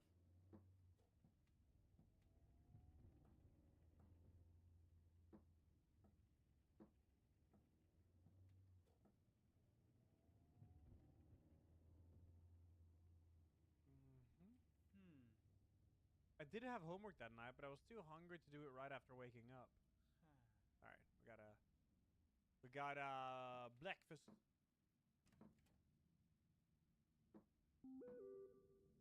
Mom? Okay. Dad and I may be back by Sunday evening. Why are you being so paranoid? Mom, I'm 14. Think I'm gonna take a little nap. Probably gonna order some pizza. Yes. No need to order anything. Already made you lasagna this morning. Check fridge. Come on, guys. Check fridge. How's Chem? Yeah, crap. I totally forgot. Probably gonna do it tonight. Oh, Chem. Yeah, whatever. Oh, can I scroll up? Oh my god, I can. Wait. When are you guys gonna be back? Dad and I are gonna be back on Monday, honey. Didn't I tell you that yesterday? Cool. Cool. Take care, honey. Sleep on time. I hope you'll get the Xbox like you promised. I mean, if you get that discount. Can I invite Mason and Josh over for the night? For homework? Of course you can. Call me if you need anything. Make sure to check it's them on the door before opening it. Check through the blinds. Take care, honey. Sure thing, Mom. Dad and I may be back. Oh, okay, then we get there. Hey, you. Yo. Coming to Jessica's tomorrow? Yeah. Her Josh coming too. What about you? I don't know. What's wrong? Weren't you gonna see her yesterday? She didn't show up. It's like I don't even matter to her. You matter. Unless you multiply yourself by the speed of light squared. Then your energy. Oh, Jesus Christ. I guess I'm energy then. What?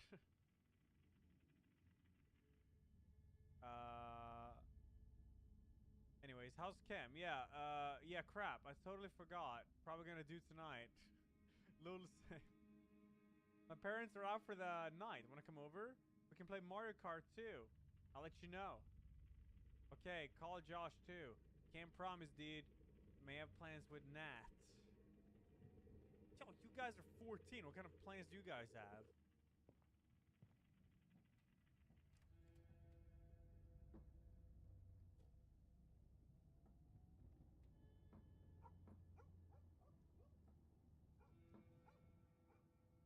YouTuber.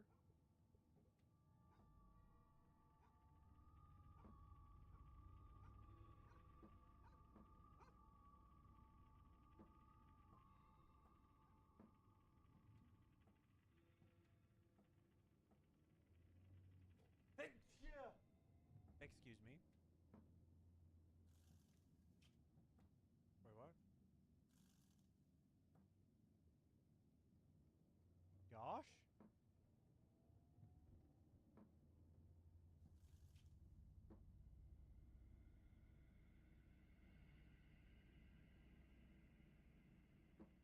Yosh? Yosh? Damn, they have so much food. Food. We got bio juice. We got tartine. We got ketchup. Ketchup. Bro, what?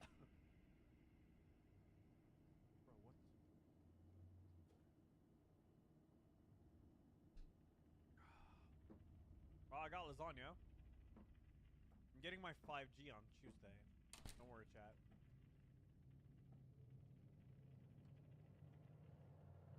We have Choky Peak. Josh?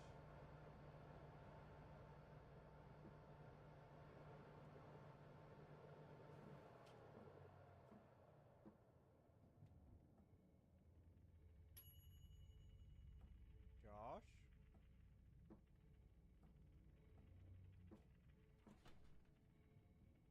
Food was already warm. I liked watching TV while I ate.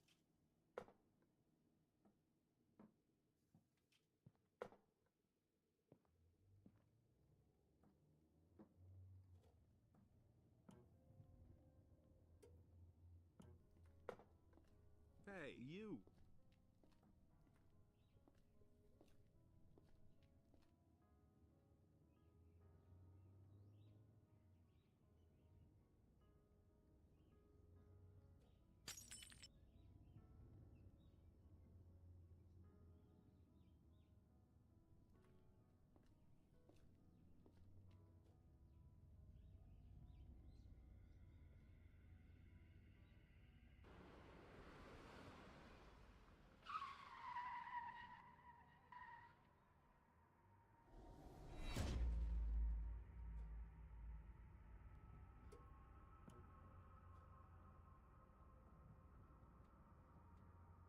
I'm eating.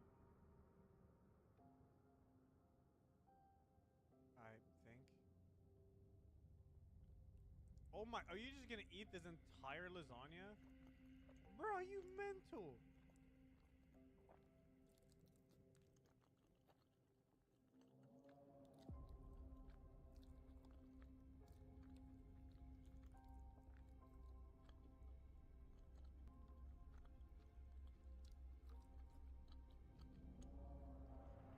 Wait, did someone walk up the stairs? I missed it.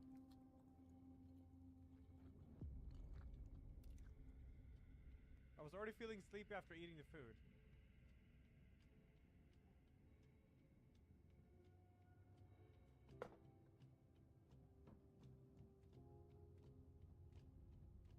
Oh, the door is open.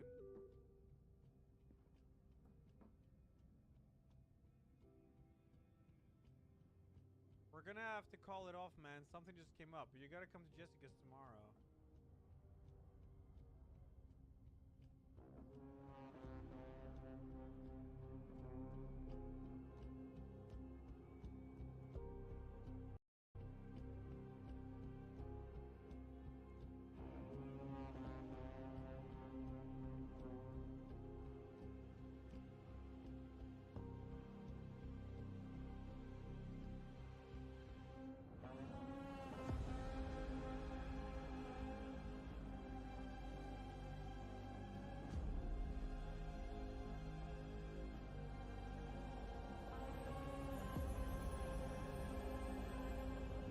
Tired because I was up late watching this.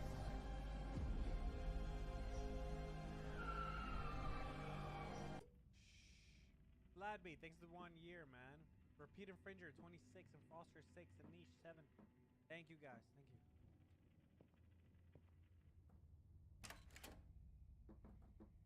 Hello?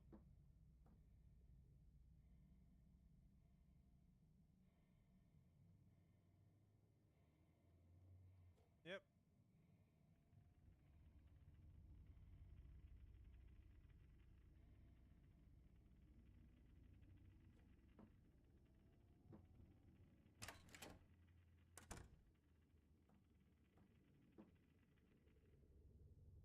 Can I just ditch? I can't. Yo, the music is super eerie.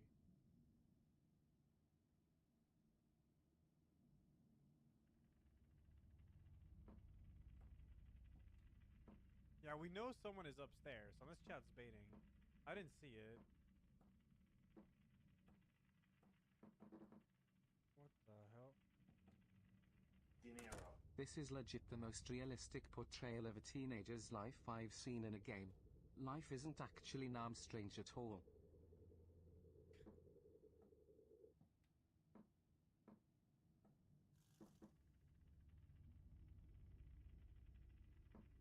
Hello?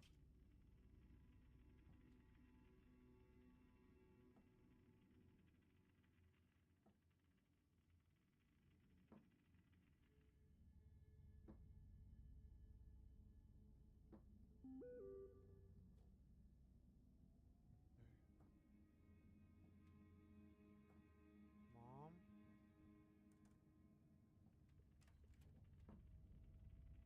I'm glitched into the wall, Mom.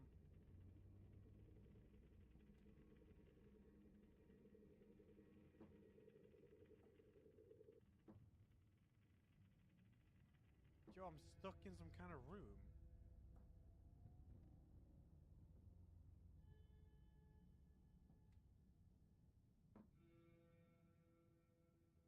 Wait, I'm stuck in a room behind the bedroom? Why is there a room behind here? Oh, this is weird. Oh, shoot. I think I might have... I can't get out. I mean, I can easily restart, though. It's not like it's a lot. I can almost get out. Hello? Any way out?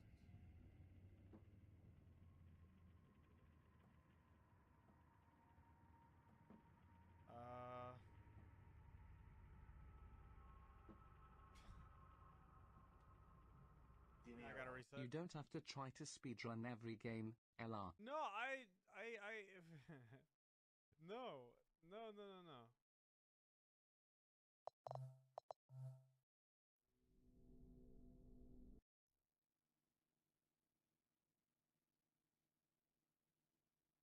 Right to mommy fell out of bounds.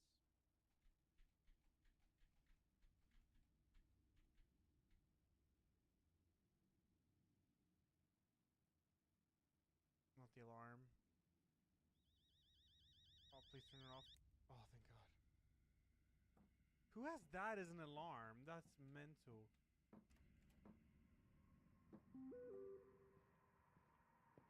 Alright, we can check the stairs now.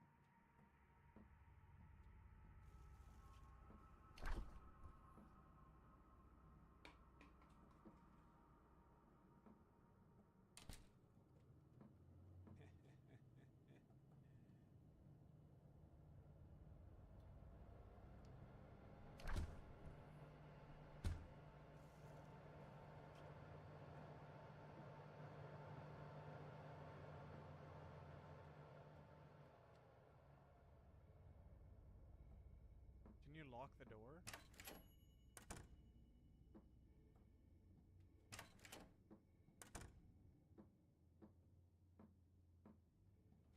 Alright, here we go.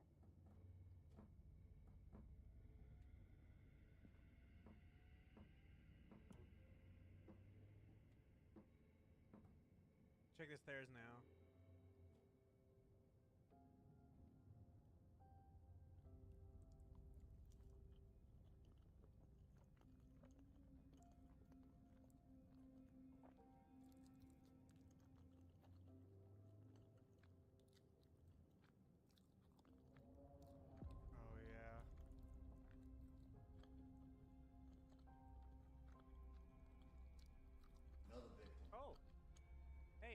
Doom gave a Jalupo. That's a resub, actually. Yo, thank you, man. Thank you, thank you. Beating Solgren? Nah. Got a bit too tired, but I got very much... I'm killing him tomorrow. Bosher will be over tomorrow, 100%. I'm not even, like, memeing or anything. I got close to the last phase. The last phase is pretty much the easiest one out of all of them. So it's said. Depends on the RNG.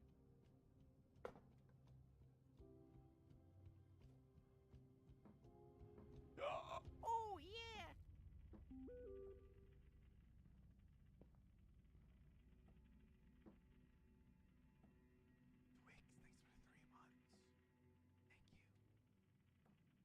Why is it so hard to walk up the stairs?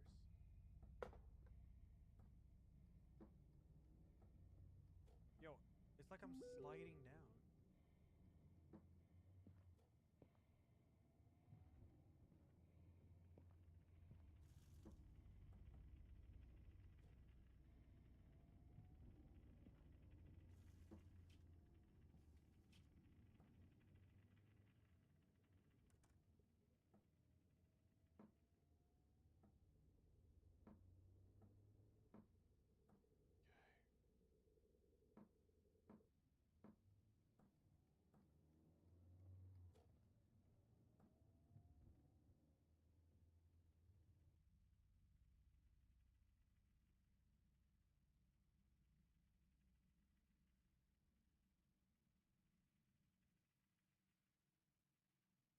Got done with the homework for the day in about a few hours.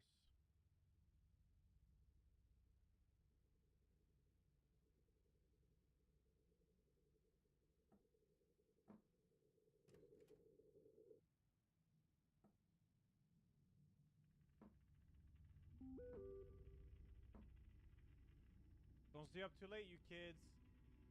I shouldn't get to hear from Miss Paula this time. Don't forget Kim though. Chill out, dude. All good. I'll probably just go back to bed after Kim.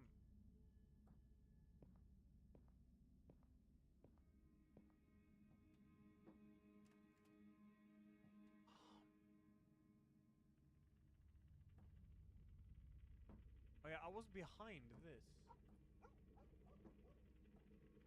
Banana carpet.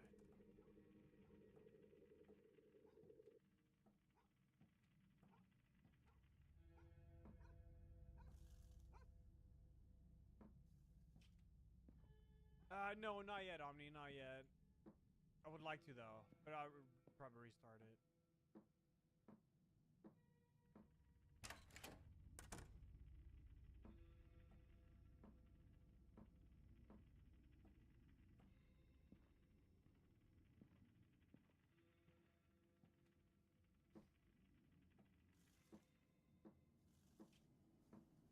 Do your dishes. Bro, you've already finished up your homework.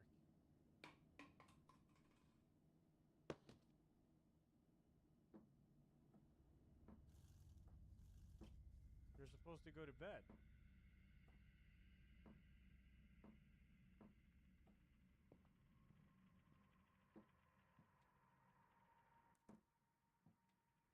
I do homework again.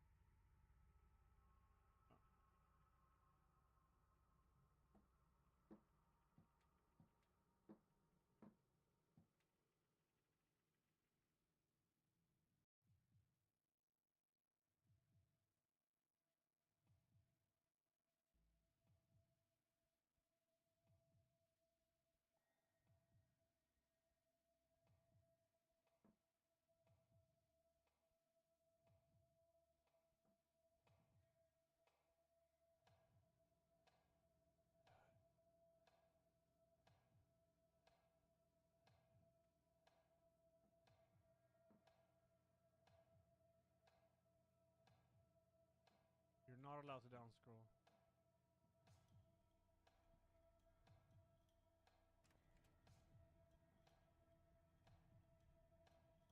Unless you buy this plate.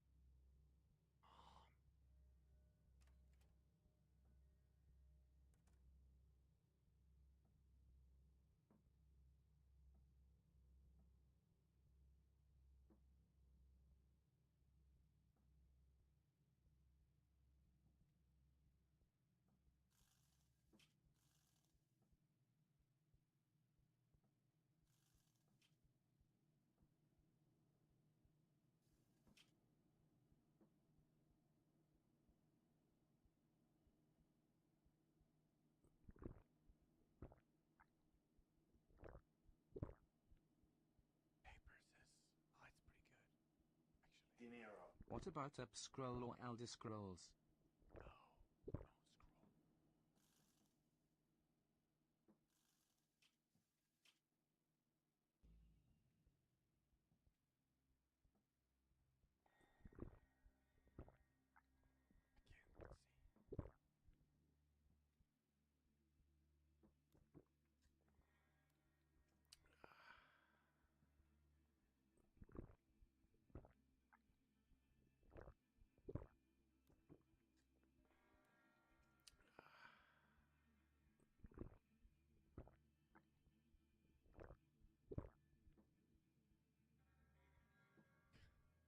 My boy's thirsty, man.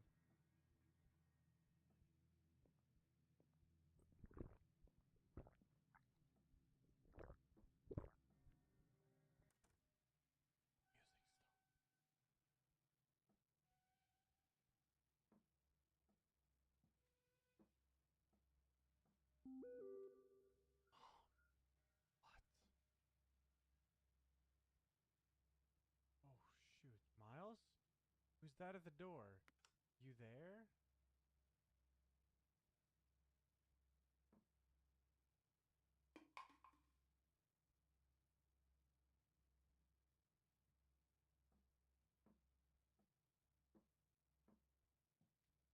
Did you text her back? Oh, oh! I clicked on the message and it triggered the door. I hide under bed. Oh, click to hide.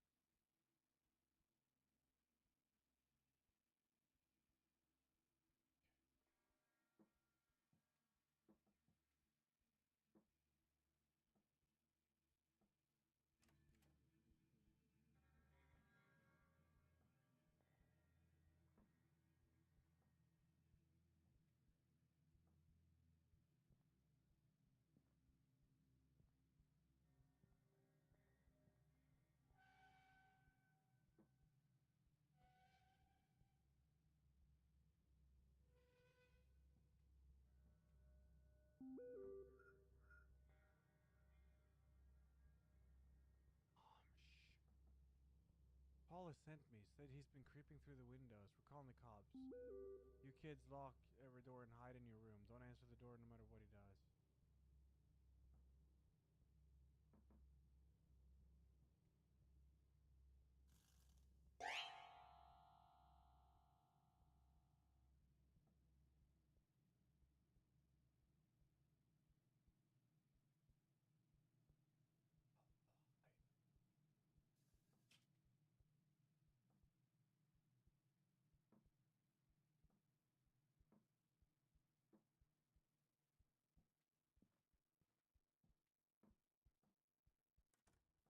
I'm gonna put the bottle away, and we're gonna hear it.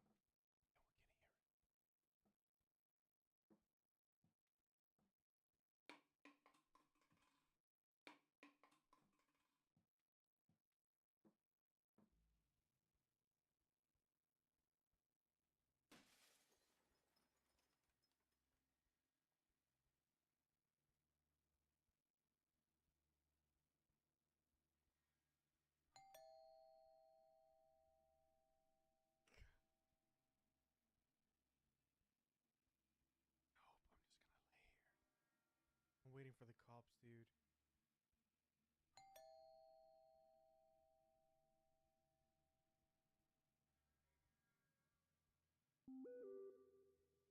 It's Paula at the door.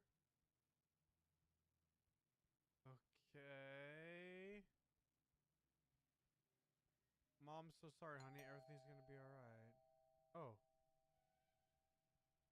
where'd you get this photo from? Paul's image. She's been creeping through the windows. We're calling the cops. You kids locked every door. Yada yada. Who is he? Okay, okay. I'm coming. I'm coming. Coming. Coming. Coming. Coming.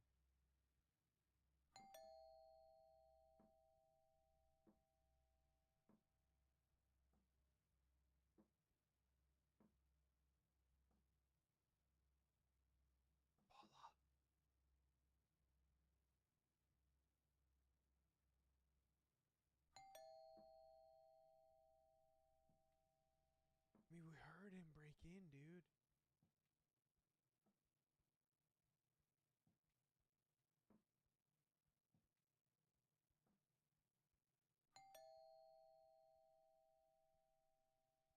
I mean, this is mom, though.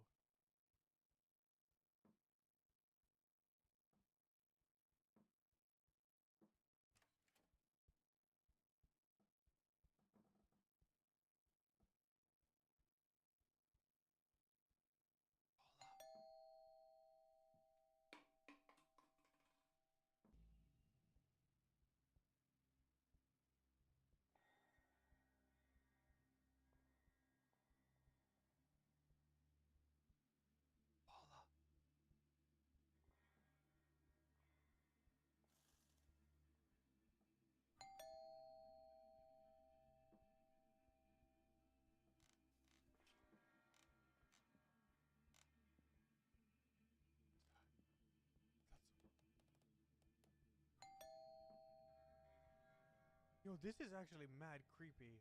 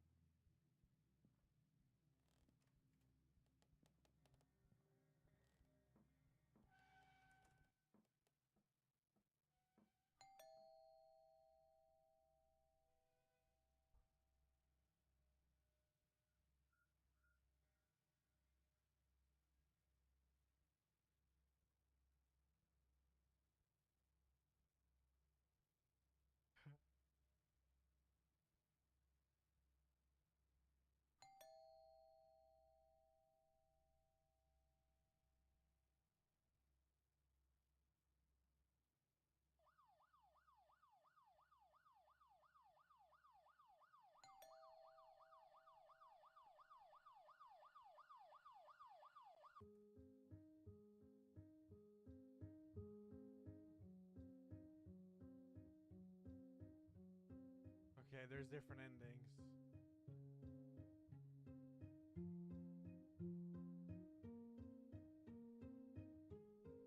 I was patient and I waited for the cops.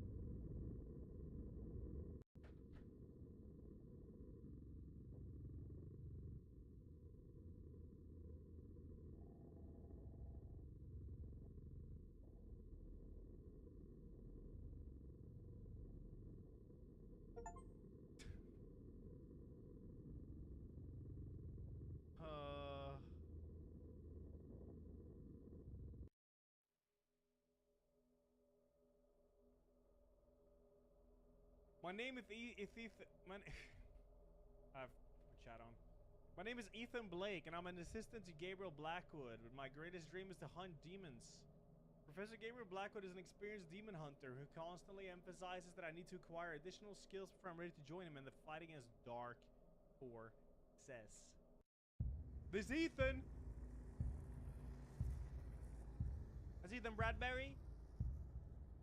Dreams can come at the least expected moments, and in my case, it happened along with a phone call from Professor Gabriel Blackwood. Be careful what you wish for.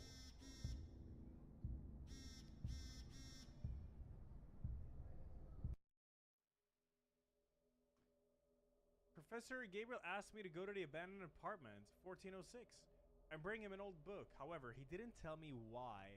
He was very agitated. He mentioned that the book is in a secret room and left clues there. Oh God. It all sounded strange, even coming from him. As I entered the building, I felt like I was traveling through time. Steep stairs and old furniture. At every step, I felt that something was off. Whispers and eerie sounds. No, I'm not falling asleep. It's after the run. Like post-run tiredness. And also, it's like raining. It's the weather, dude. Damn. I hope the elevator's working. I have a Final Fantasy 16 Clive juice to drink. It's all good, dude. It's all good. The smell sensitivity is crazy. Oh, this game looks good.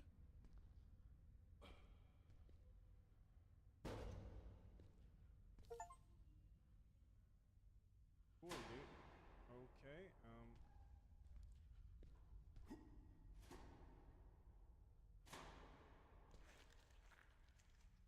Bada-bum.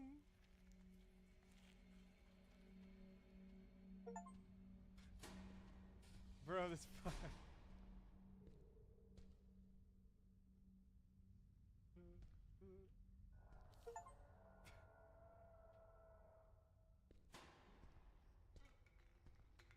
This is kind of impressive. Left Ketrel.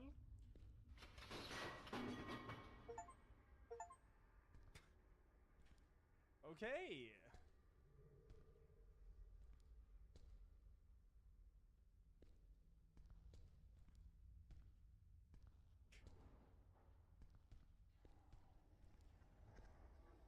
T.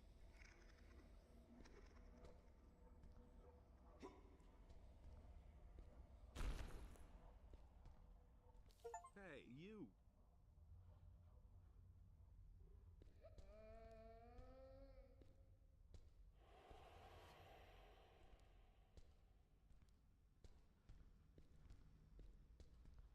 Any achievement hunters?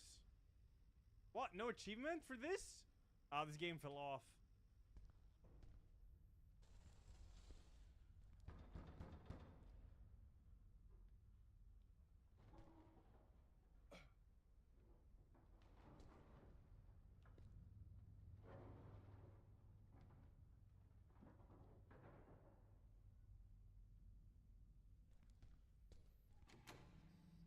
Find the key. It's probably under here.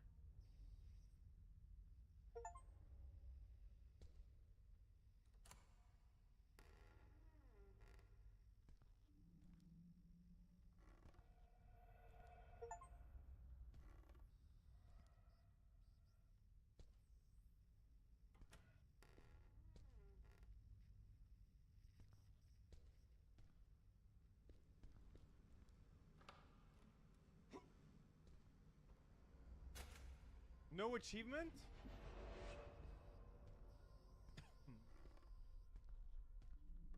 Hey, this door looks familiar.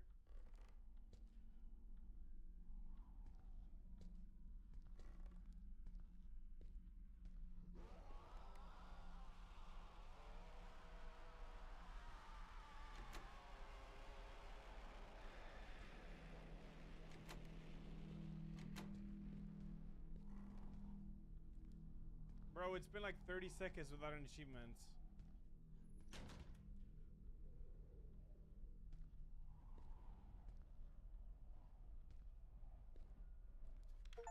Ah, there we go. Behind this gate, evil lurks and is waiting for you.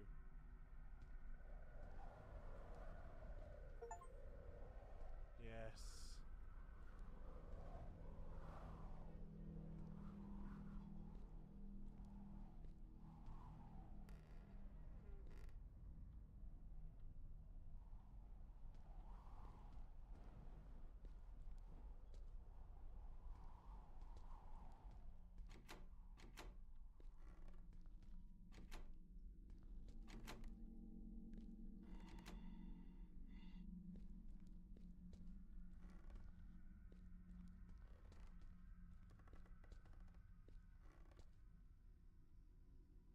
Oh, you can see my body. Cool.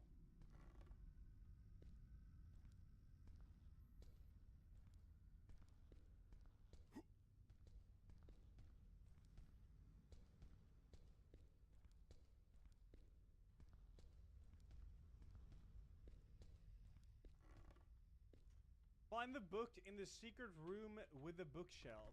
I mean...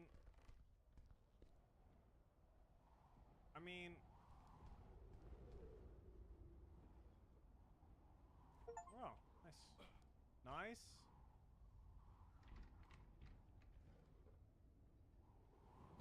I'm gonna achieve... Fuck out of here.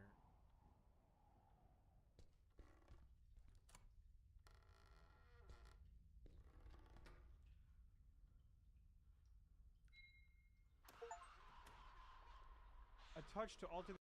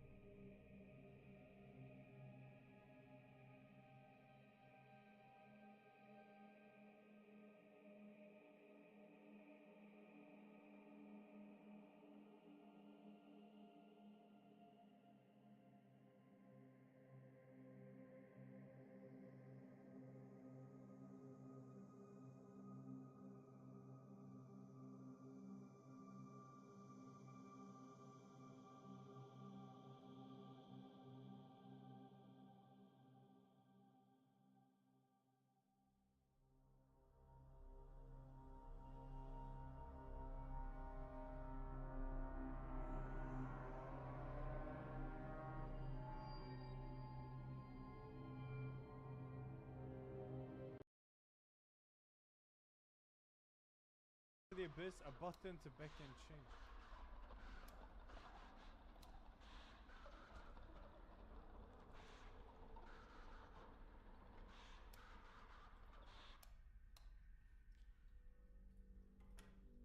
Flush.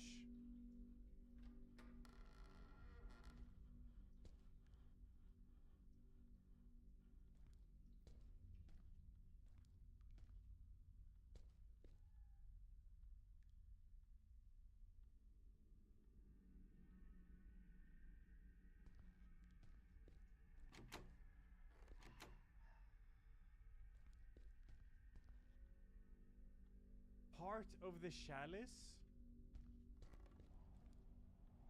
Eh?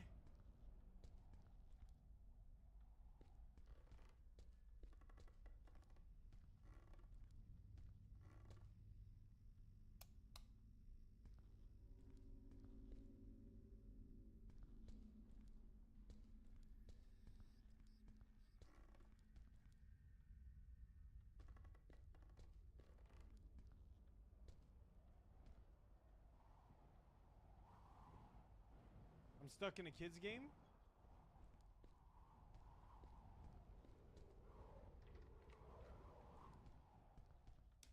Oh wait, I can just break these now? Cool. Achievement! Achieve! Ah, thank you.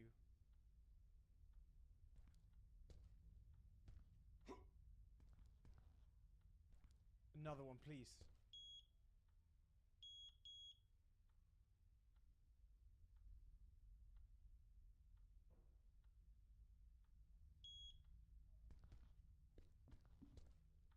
Okay. Was in a rush. Le axe.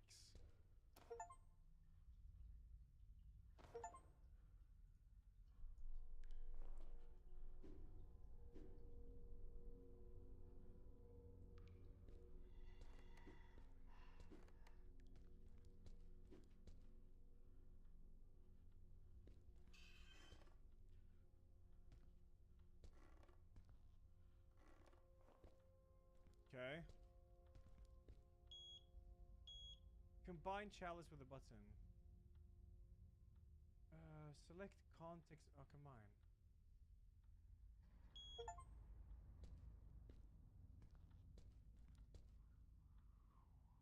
You want me to mute the achievement sound?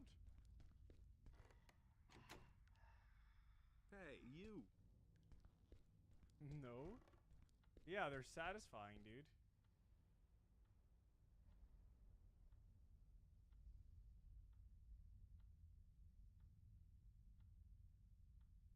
I mean, I know there's a hidden room behind here or something. Hey, you. Find the book in the secret room of the bookshelf. Yeah, I tried pressing the button. Maybe you need to like... Oh, you need to right click to show the cursor and then left click.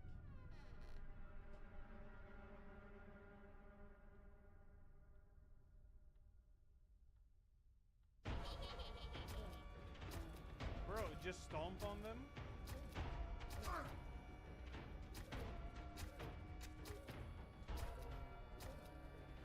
How is this a threat?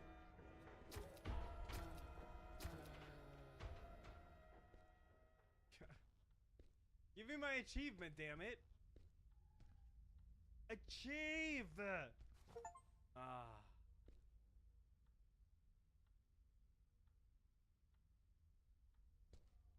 Hey, you. We need a code, chat.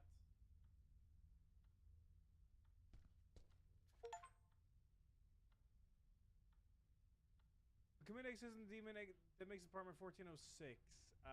Versus it's probably 666, yeah. Probably. I don't have access to Armored Core. No, I do not. Hey, you. Well, there it is. Cool. I'm playing Blasphemous later, dude. Hey, you. You put it in front, I guess. Some of them are on the side, but... Hey, you. Alright.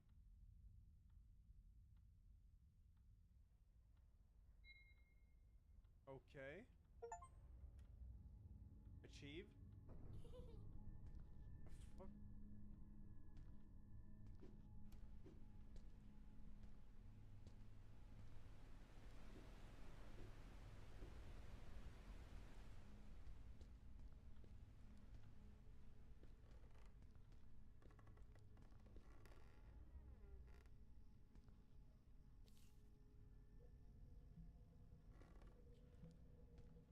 Oh, thanks.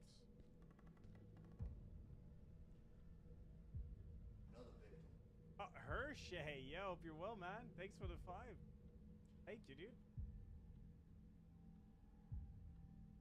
Colonel Fail, thanks 94, and Scooterbob, thanks 62, Theramic, thanks 37, Psychastronaut, thanks 35, Riders, thanks 30, Ergy, thanks for the 79, Dargy, thanks for the 57, Veer, thanks for 43, and Lazael, thanks for the 65, dude.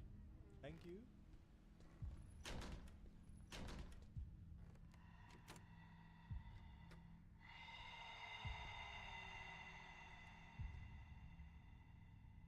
Alright. Definitely achievement to start the... Yeah.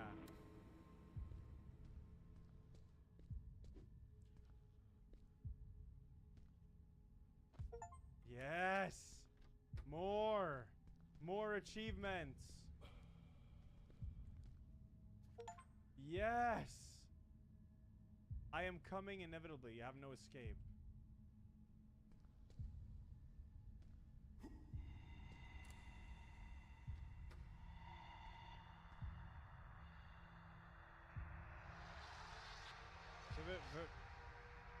Welcome to hell.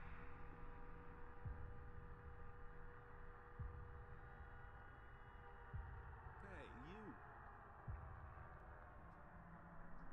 Wow, this is kind of Silent Hill. Achievement?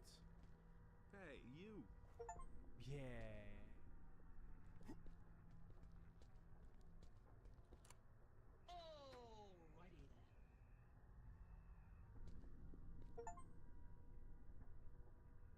Oh, you can stash items here. Tag, dude. Spider-Man, thanks the bits, man. I had the banana pizza in Stockholm. Why did it have curry? Yeah, banana pizza is supposed to have curry, dude. That's the point. Zala, thanks 4. FG Red, thanks 45.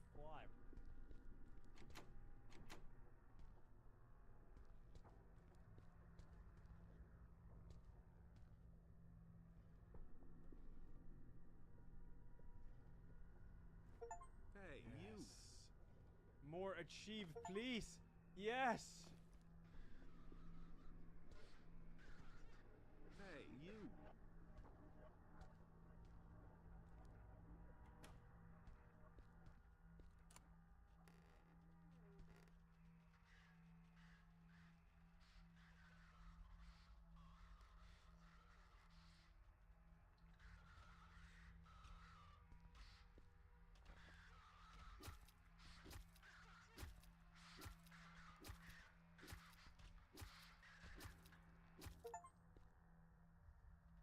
Hi, lovely. What are you looking for?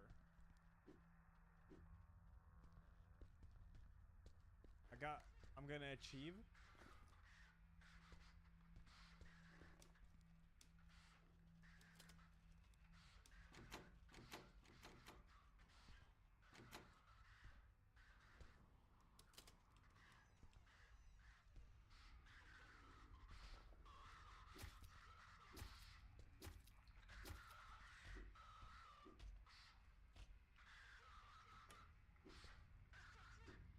Hey, you.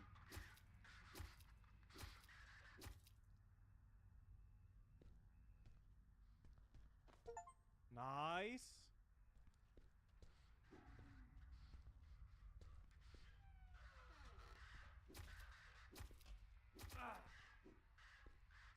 Nah, nu jävlar.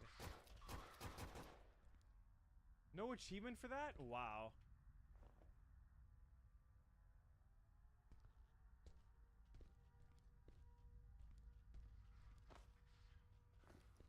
I feel like you actually gotta save your rounds in this game.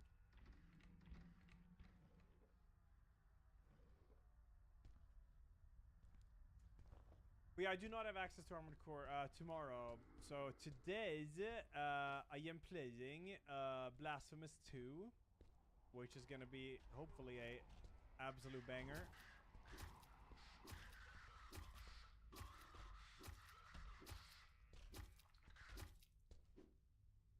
Saving ammo. Oh, drink. Do you want a drink? Achievement?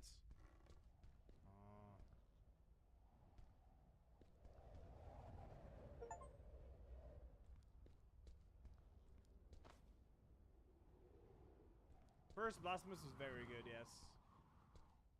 Yeah, Armored Core comes out at midnight for me, so like I'm not gonna stay up for that. Like, I'm super hyped for Blasphemous. I'm gonna go past midnight with that game, and then Armored Core tomorrow. Blasphemous is not getting flushed, by the way. Like, hell no. Oh wait, accused us to open a drawer.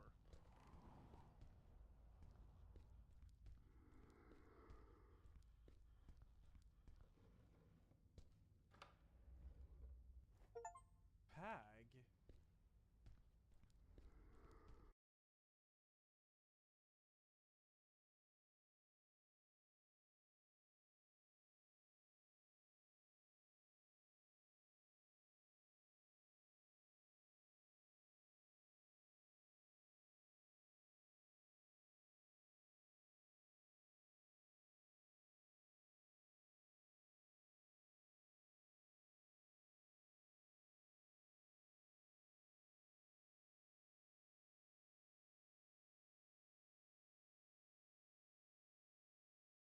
Dude, I love me some chess.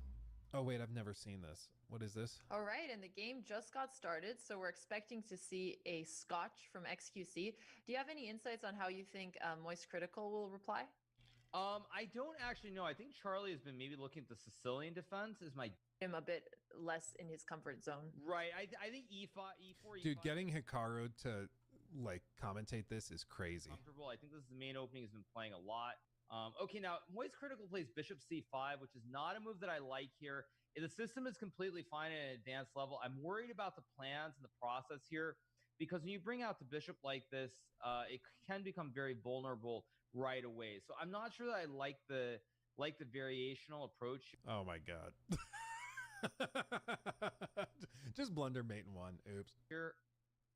No, please don't. And it's too His soon. face. It's too soon, Hikaru.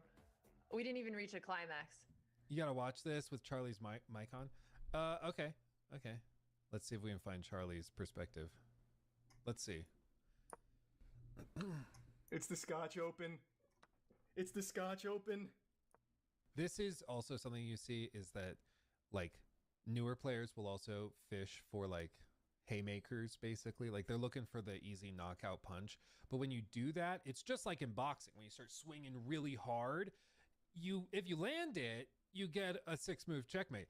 If you miss, you end up totally exposing yourself and leaving yourself vulnerable. Which is why, like, you know, Hikaru is saying, maybe don't like go with Bishop C5, Queen F6 and stuff, because it just is typically not a great way to play. But in the case of playing another new player who's going to mess up, then you can get lucky. This is exciting. Fuck, this is exciting. This is exactly what we practiced for. Exactly what we practiced for. I need to remember the correct line. I can't believe it. I can't fucking believe it. He just lost. Yes! Yes! Yes! Yes! Exactly what we practiced for. Yes! Bang! What was I worried about? What was I fucking worried about? Jesus, get me in the interview. Was that the fastest win in chess history? I can't believe it. Winning a good game of chess, it does feel good. Because you do just feel like, I'm so smart. You know? Oh, man. Yeah, you can't fake those reactions. That's pretty good. All right, and the game just got I started, just love. so we're expecting to I love see- Hikaru's face. Because when you bring out the bishop like this, it can become very vulnerable right away. So I'm not sure that I like the variational approach here. Just wait for it. No, please don't. And it's too soon. It's too soon, Hikaru. We didn't even reach a climax. Just the immediate. You know, when I said it'd be fun to see a checkmate in 4 earlier, I was joking. It wasn't real. He's like, I'm not even mad. I'm just disappointed. We're listening to Moist Critical right now. Daniel Naroditsky is a prophet. He said immediately that XQC will likely go with the Scotch Open, and he did. So I had the counterplay, and he immediately blundered. Well, that's got to be a world record. Thanks for the fat 10 gift subs, Pikachu. My is throbbing. That's pretty good. That's pretty good. The car looks like a dad disappointed looking at his son's report card. That's pretty funny.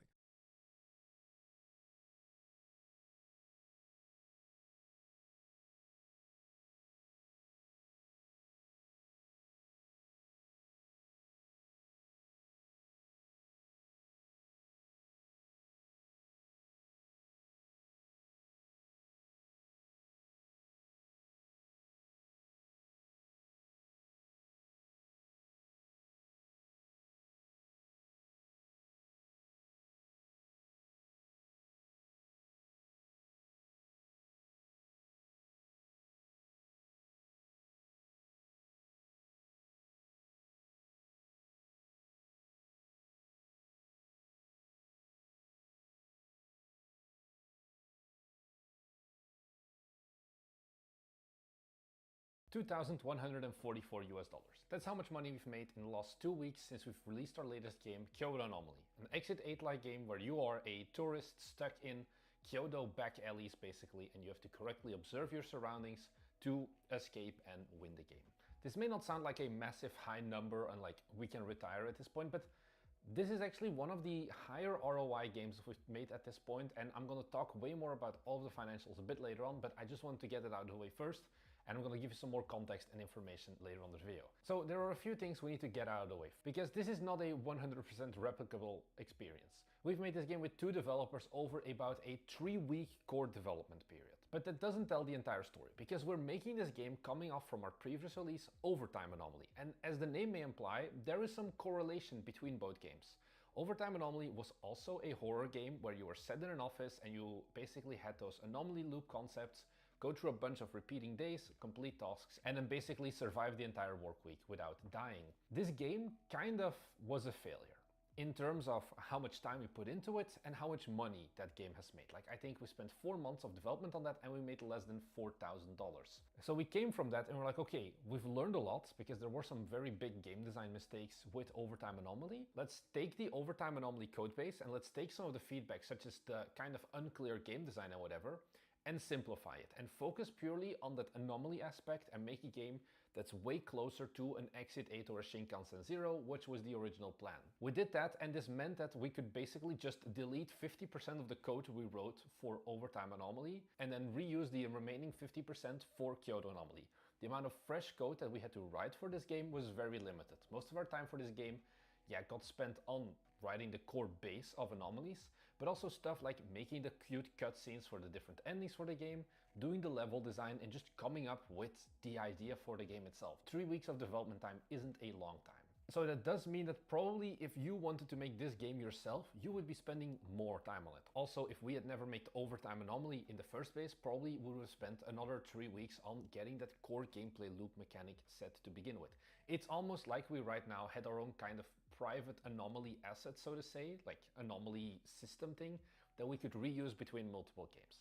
That was a benefit, and that was also the reason why we figured that this game would have made sense and the opportunity cost would be pretty limited, also because we were in that anomaly game mindset basically. Now, we didn't just want to shit out a simple copy of an Exit 8 or Shinkansen 0. It's a very limited genre in terms of what you can do, but I still believe we pushed the envelope quite a bit in terms of this very small subgenre of horror games. I think that's shown. Right now we're sitting at 41 reviews with 100% positive. Some of these reviews will definitely have been from our maybe slightly biased audience, but I think at this point definitely not having a single review at this scale is kind of good. Like not even one person has left a negative review at this point.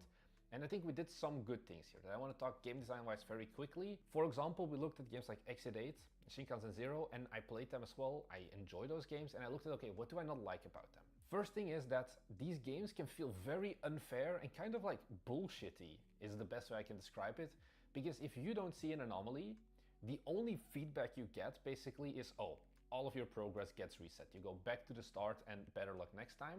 So we've done some small game design tweaks, such as giving you subtle hints about, hey, you kind of missed this thing, so that the player then knows what to look for in the next games or whatever. This is something that feedback from players has been amazing for.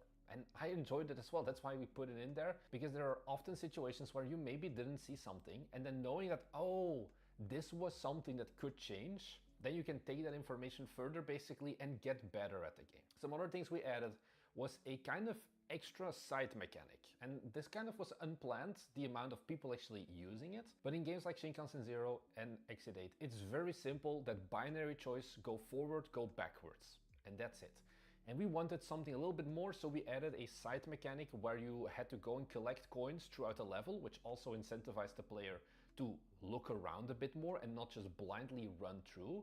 And then you could pray at one of our shrines, and spoiler alert, if you then prayed 8 times in a row and like all of the lanterns were lit up, you got one of the 5 secret endings. And it leads us immediately into something else we did. Games like Exit 8, they have only one ending, the normal ending. Shinkansen Zero took this a step further and they have 2 endings, like a regular ending and then like a story mode ending basically. And I was like, fuck it, we ball and we make 5 endings. We have 5 different unique endings based upon how you play the game. For example, like I said, if you pray 8 times in a row and you complete the entire game that way, you get the blessed ending. And there's like sakura trees, you get some motivational Japanese speaking and whatever. People liked it. And then you have the regular ending, and there are a bunch of more endings that I'm not gonna spoil for you, but this was once again something that massively increased the replay value. Because this was something we realized as well.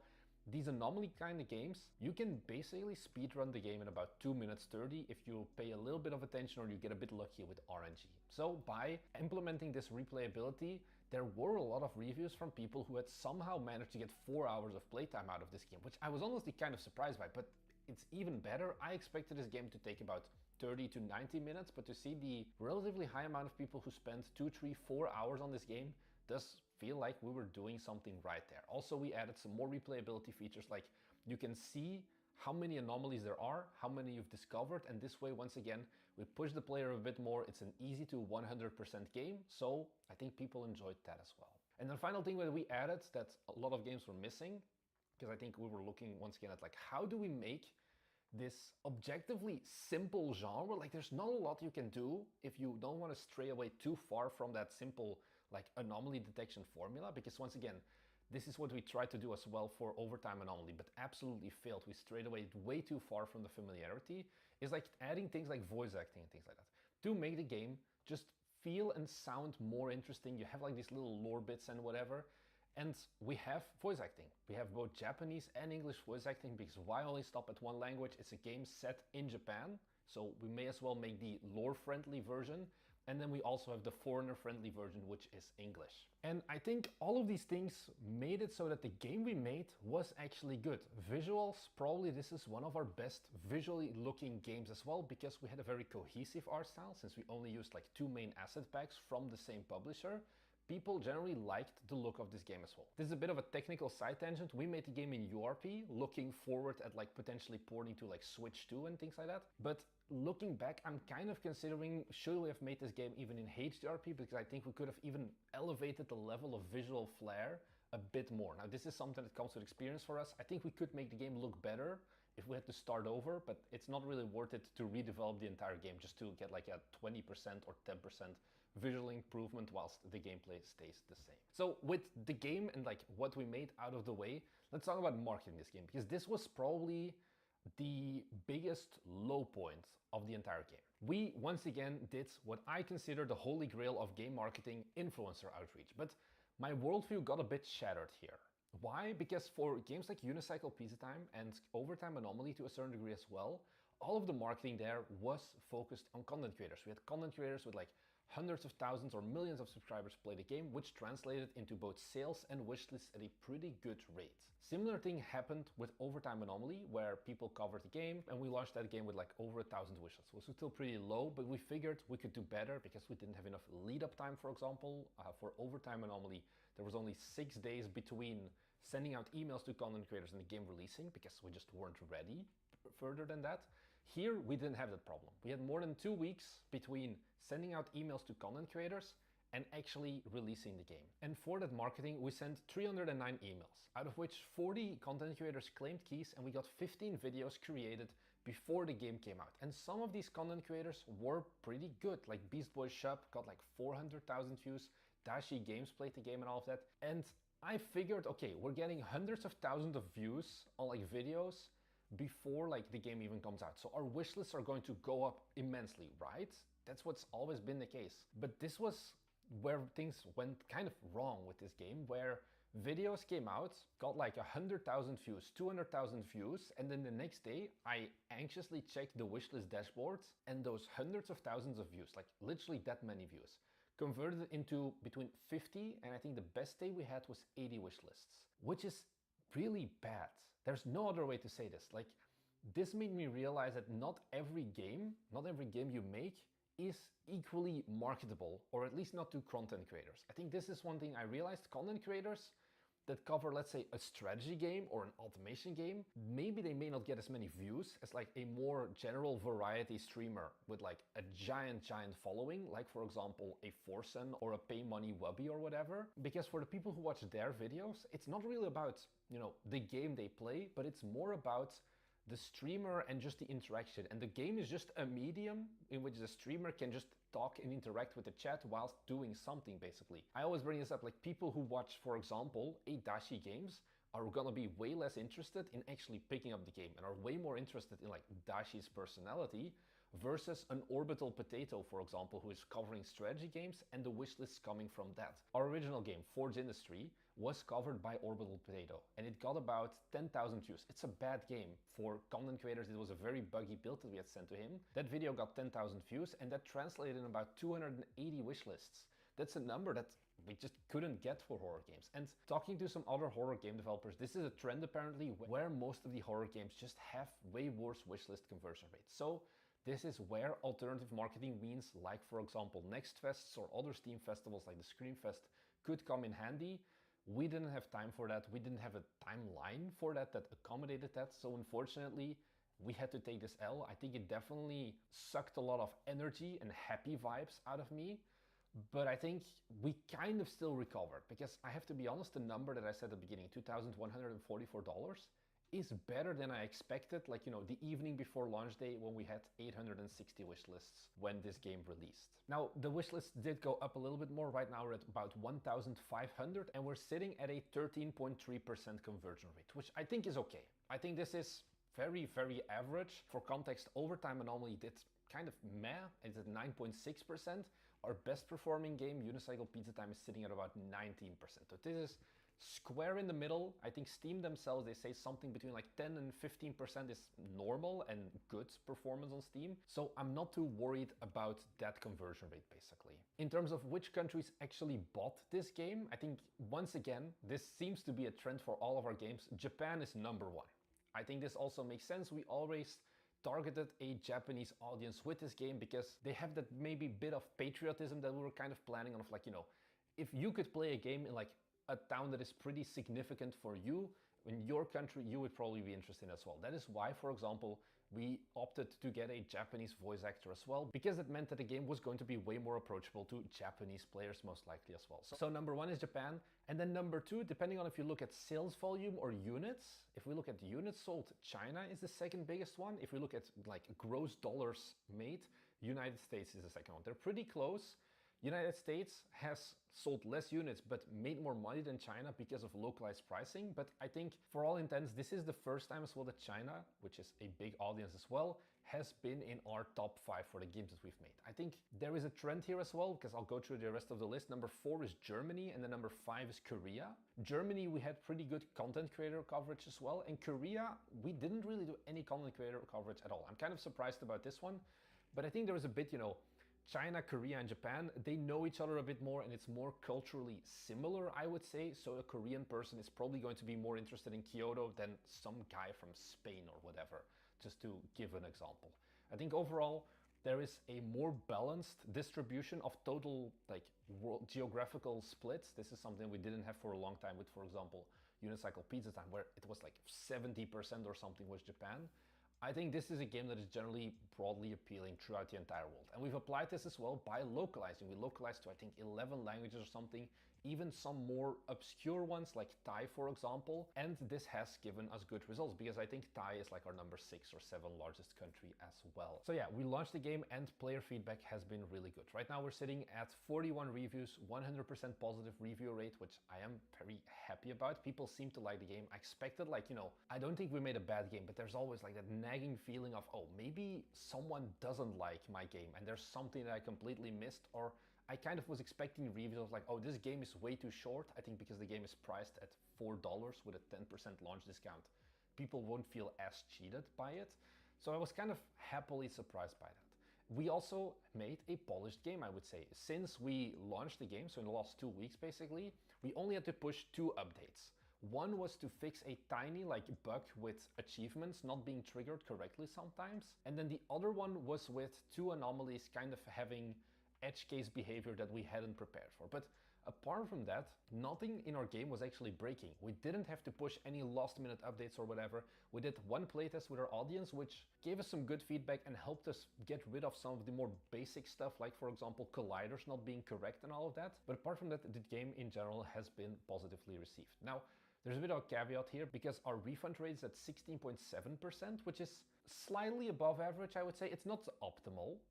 It's better than some of our other games, but I think part of this is just because it is a shorter game. So my guess is that more people are like, okay, I beat this game in an hour or whatever. I'm just gonna refund this because, you know, tough times or something. I'm not sure, because when we look through the comments of like, okay, what are people saying in the refund notes, there is nothing really clear indicating why they're refunding. So it's kind of hard to solve it, and especially once again, that fact that the game is at 100% positive reviews also makes me feel like the refund rate is like not something we can do a lot about at this point. Like, we don't have any major crashes and all of that. It's just what it is what it comes down to. So let's talk about the money. Like I said, $2,144 gross. The net revenue, which is without Steam refunds and taxes and all of that, is at $1,644. And then this, once again, we have to give 30% to our dear Lord Gaben, gives us $1,150 in actual profit that will get wired to our bank account. So that's almost 50% gone basically, which is kind of annoying. But let's talk a bit more about, okay, are we recouping the costs that we've put into this game? Because of course we had to spend some money as well. We spent $170 on our environment assets. So the Kyoto alleyway street and all of that.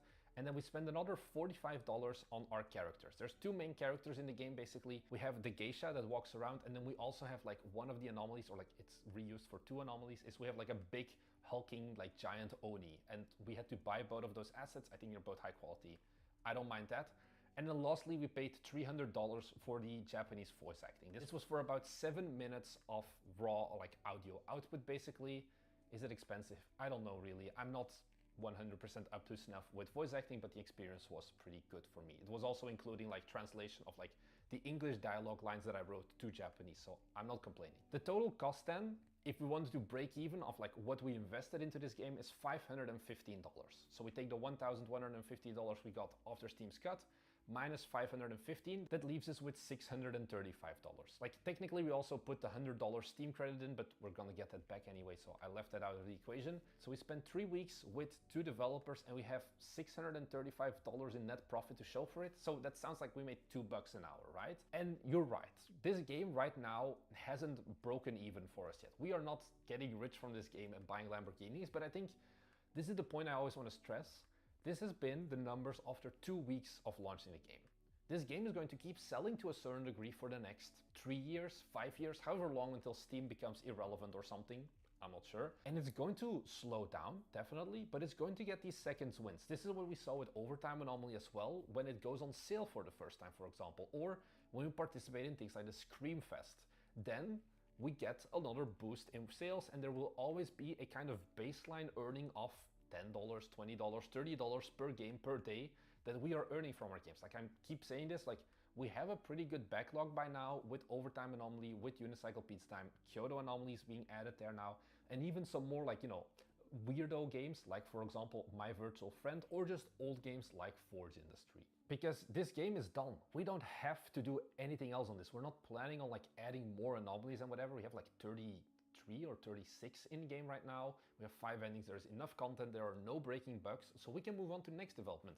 And this can just slowly keep chugging along. Right now we're still at about $100 a day that we're earning from this game, which will slow down, absolutely, but I think it's gonna pick up at certain points, and I think with a long enough time horizon, this is going to once again be a more than break-even game, and this may even become one of our like highest return on investment games, purely because of the pretty limited amount of time we had to put into this game. So that brings me to what's next. Does this mean that we are now going to announce Shanghai Anomaly or Washington DC Anomaly or whatever and expand on the Anomaly game horror universe? The answer for this is no, and there's 3 main reasons for this.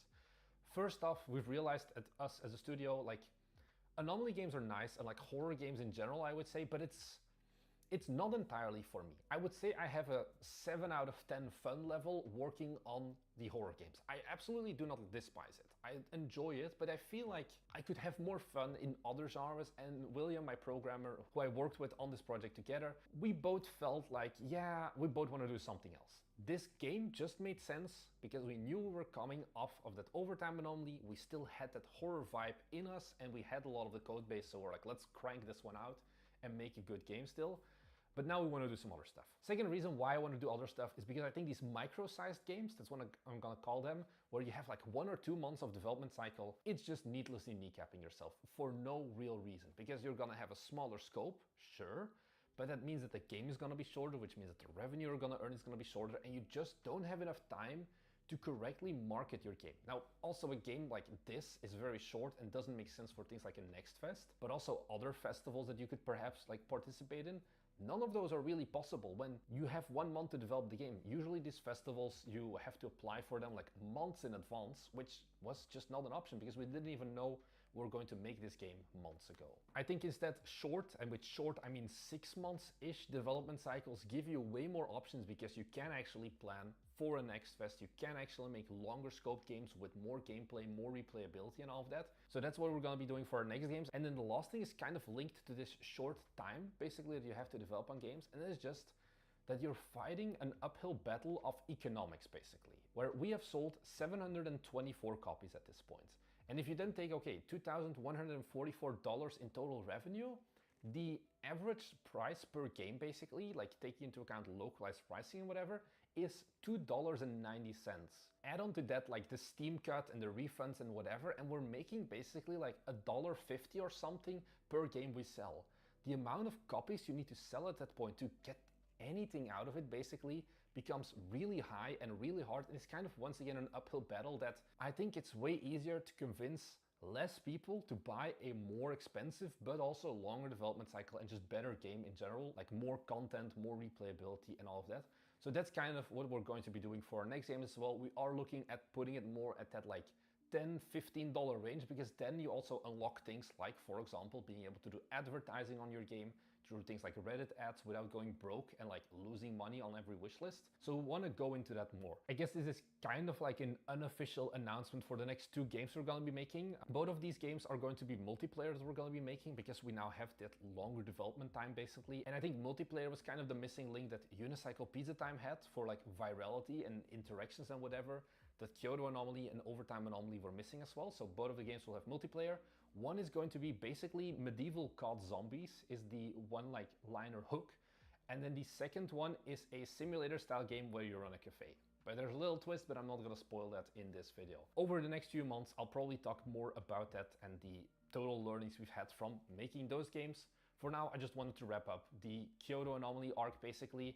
I'm curious, did you end up playing the game? What did you think about it? Is it the best game we made? Is it not the game for you? That's also perfectly fine. Apart from that, I think we keep learning every game, and that is nice to see as well. Like the comments of like our YouTube is also like, hey, you can tell that you guys are actually getting experience, because I do feel like after releasing 5 games in total, we're getting a better grip on game development, and whilst we've definitely made some mistakes still with Kyoto Anomaly, I don't think it's been all bad. I think especially the fact that we released Overtime Anomaly, a similar genre game before, and then took whatever we learned from that and actually implemented it for the next game has paid off. So if you're at that point and you made a game and it maybe didn't perform as well as you were expecting, and especially if it's like a feedback thing and not just a marketing thing, go and look at what went wrong and see if there is that kind of like quick win you can do where you improve upon all the mistakes you made, maybe make it like a shorter, more neat, tighter experience, and see if that is something, because it is going to be much better than ping-ponging from making an RTS game first, to then making a horror game, to then making some other completely different game, like a 2D narrative game or whatever. And I think that we can learn some stuff from there. So let me know your thoughts. Are we doomed? I'm sure there are some backseat game developers who are like, yeah, you guys are going to go bankrupt in the next few months. Right now, that's not going to happen because of, like I said, the backlog is picking up, where we're looking at a few $1,000s every month at this point through Steam. Add on to that YouTube AdSense, and of course, my beloved patrons. If you're looking into getting more in-depth game development like knowledge, and like how, for example, we get our trailers on like game trailers and whatever, how you could get them on IGN even if you wanted to, and all of that, we talk a lot about like more in-depth, less beginner-friendly content, I guess, over on our Patreon. Just very raw, in-depth stuff over there. And if you want, you can also then book a call with me over there, just so I can help you make your game as well. That's my small extra call to action. Apart from that, thank you very much for watching. I hope this video was informative, and I'll see you guys in the next one.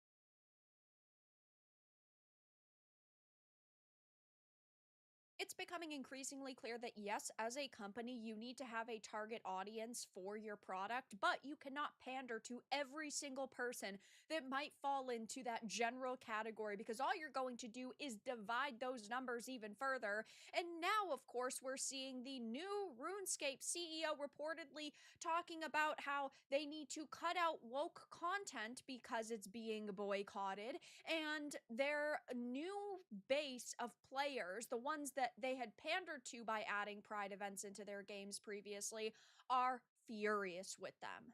I have a few different things to show off, but before I get into the topic, if you enjoy the content I create, check out the links in the description, join the community in my live streams, and consider supporting through Patreon or YouTube memberships. Now, I think that this situation is so funny because for years now, gamers have been saying you shouldn't be adding events into your title like a Pride event. It has nothing to do with the game, nothing to do with the in-game world, therefore, it shouldn't be in your product.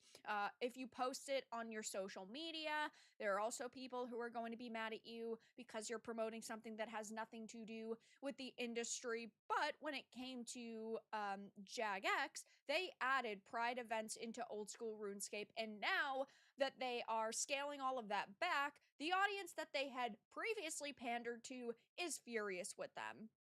So it says, amid a quiet downsizing of RuneScape and old school RuneScape's long-standing Pride events, a new report alleges the new Jagex CEO John Maud North Bellamy pushed to have the events culled despite internal pushback in order to focus on other content and avoid potential backlash from people who see such events as woke. Now that is such a stark difference from just a few years ago, because if you do not remember, in 2017, there were, as the Access Media called it, virtual riots in RuneScape because of these events. They decided in 2017 to start dividing people by adding this into the game, and now they're going, oh, well, a lot of people don't like this, so let's scale it back. And now they have really no supporters because they had pushed the supporters away years ago who would have defended them if they didn't add this content. And now the people that they pandered to and that they added the content for are also boycotting.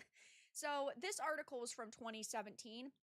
It talks about how LGBT plus Pride event was announced with a small innocuous tweet from a QA analyst stating it was an honor to announce a small holiday event that would be coming to old school RuneScape, and the major backlash from the games community came from the feeling that pro-LGBT plus views are being shoved down their throats in a concern that a Pride event is too political for a game, which I 100% agree with. You should not be shoehorning in political, ideological, or your opinion on sexuality into a gaming experience. I'm not buying a game to be preached to. I am buying a game as a form of escapism. I am looking to enjoy my time in a game. It's not a title that is supposed to have real world political issues that are addressed within it. Therefore, it shouldn't be in the game. Pink News, citing anonymous employees, reports that Bellamy informed the Jagex team on April 25th that RuneScape and old school RuneScape would not run their usual Pride Month events. So we're talking about anonymous employees to Pink News, an outlet that in the past did, yes, push the Pride events in this game are gooding with a grain of salt, but when companies are not implementing these events into their title for June, it becomes pretty clear that this is the mentality they're going with, that it's not profitable anymore. We've seen a ton of companies do it, a lot of video game studios do it. I mean, hell, even like Naughty Dog isn't pushing it this year, but it says RuneScape has celebrated Pride for years. RuneScape proper had the Tales of the Pride event, for example, while OSRS had run various little one-offs with special minor rewards. This year, the team behind both games organized Pride Walks, which invited players to parade through the game world in Pride-colored attire, but many Jagex members reportedly pushed back against Bellamy's decision, but the CEO apparently maintained that the devs should instead focus on what players wanted. This is what they should have done initially. Initially, in 2017, they thought, oh my gosh, if we don't put Pride events into our game, we're going to lose out on so much money. We're going to face so much backlash. So they followed the tide. They went out with the tide, but now that the tide is coming back in, they're deciding, you know what, maybe we should go back to normalcy. And hey, listen, if you want to use Pride colored skins in your game during the month of June because you support Pride, that's your choice. But events like this should not be the basis for a game. It should not be ran by a game. If somebody decides, oh, hey, I'm going to post on the bulletin board that I want to have this event and let's all meet at this social hub and wear our rainbow armor, and they do that, the players have the choice to do that. And they can have their own little events, but having a company run these events is just really weird to me. It's very clear that Jagex is just following today's political climate. And this is the problem, is that, sure, it looks like they are going back to normalcy, but at the same time, they're just a company. And companies want to make money, which I understand. But it's clear that these people don't understand. Companies don't care about your sexuality. Companies don't care about your identity. Companies don't care about your pronouns. Companies care that you open up your wallets for them. That, at the end of the day, is all they are focused on. I'm not blaming a company for that. That's clearly what they are meant to do. They're meant to make as much money as possible. But now, these individuals are so furious because they are no longer being catered to. It says, though, if you check the replies of the RuneScaper OSRS tweets about their respective Pride marches, in between the loud and proud slurs you'll find along the list of people arguing that Pride events or real-world political topics of any kind have no place in games. RuneScape Pride events have also seen accompanying in-game protests, frequently filled with players spamming prejudiced messages in-game chat. So it's okay if you do one thing, but it's not okay that other people also do another thing. It's okay that you have your event, but it's not okay that people disagree with that event. Classic. They talk about how, though, Bellamy has apparently decided that these are the people to court, reportedly telling Jagex staff to protect the safe havens of RuneScape at a time when the content is now controversial in a way it didn't used to be, and that controversy now brings more risk than it previously did, risk that I'm personally responsible to protect against, which I think is so funny, because the Access Media constantly tries to say that the shoulds are losing, that woke content doesn't actually exist, and you're just a bigot for pointing it out. But clearly real gamers are being listened to, and the reason why Games Radar even put up this article is because they do support this Pride content. They feel like it should be a normal thing and these events should be normalized, and that hasn't really sat well with gamers. And I just think that it is hilarious to see this happen, because again, we're constantly told that, oh, we're losing because we're just bigots, when really companies just pander to whoever they feel is going to make them the most money, and the modern audience isn't making them shit at this point. All we've done is voice our opinions, and companies don't have to listen to them, but that means that companies also can't be surprised when they don't make money, and this new audience that they've tried for years now to cater to has not shown up to support their products, and the few people who do actually support them are not going to stop supporting them. I don't think just because they didn't add a Pride event into the game this year and they didn't come out and make a dozen posts about it. And, well, the Access Media, of course, is going to highlight the backlash to this. They're going to say that it is good that they're facing so much backlash because they did not go for these events, when really it just boils down to the fact that they're very angry that they are not being listened to anymore. I mean, even PC Gamer put up no gain, no pay. The RuneScape community is absolutely mauling Jagex's new CEO over his decision to cancel new Pride Month events. So I'll definitely be keeping my eye on the situation, but things are not looking very good for Jagex right now. In 2017, they started pandering to the modern audience. They started focusing on adding things like Pride events, and now the political climate is shifting, and they're trying to shift with it, but they are facing major backlash from all sides. Gamers who are saying, yeah, well, you lost me in 2017, and also people who are saying, I'm going to boycott your game if you don't add the rainbow content back. But that's all that I really had to discuss in this video. Let everyone know your thoughts in the comments below. If you enjoyed this, give it a like, and if you didn't, give it a dislike. I appreciate your support either way, but I'll talk to you all again in the next video really soon.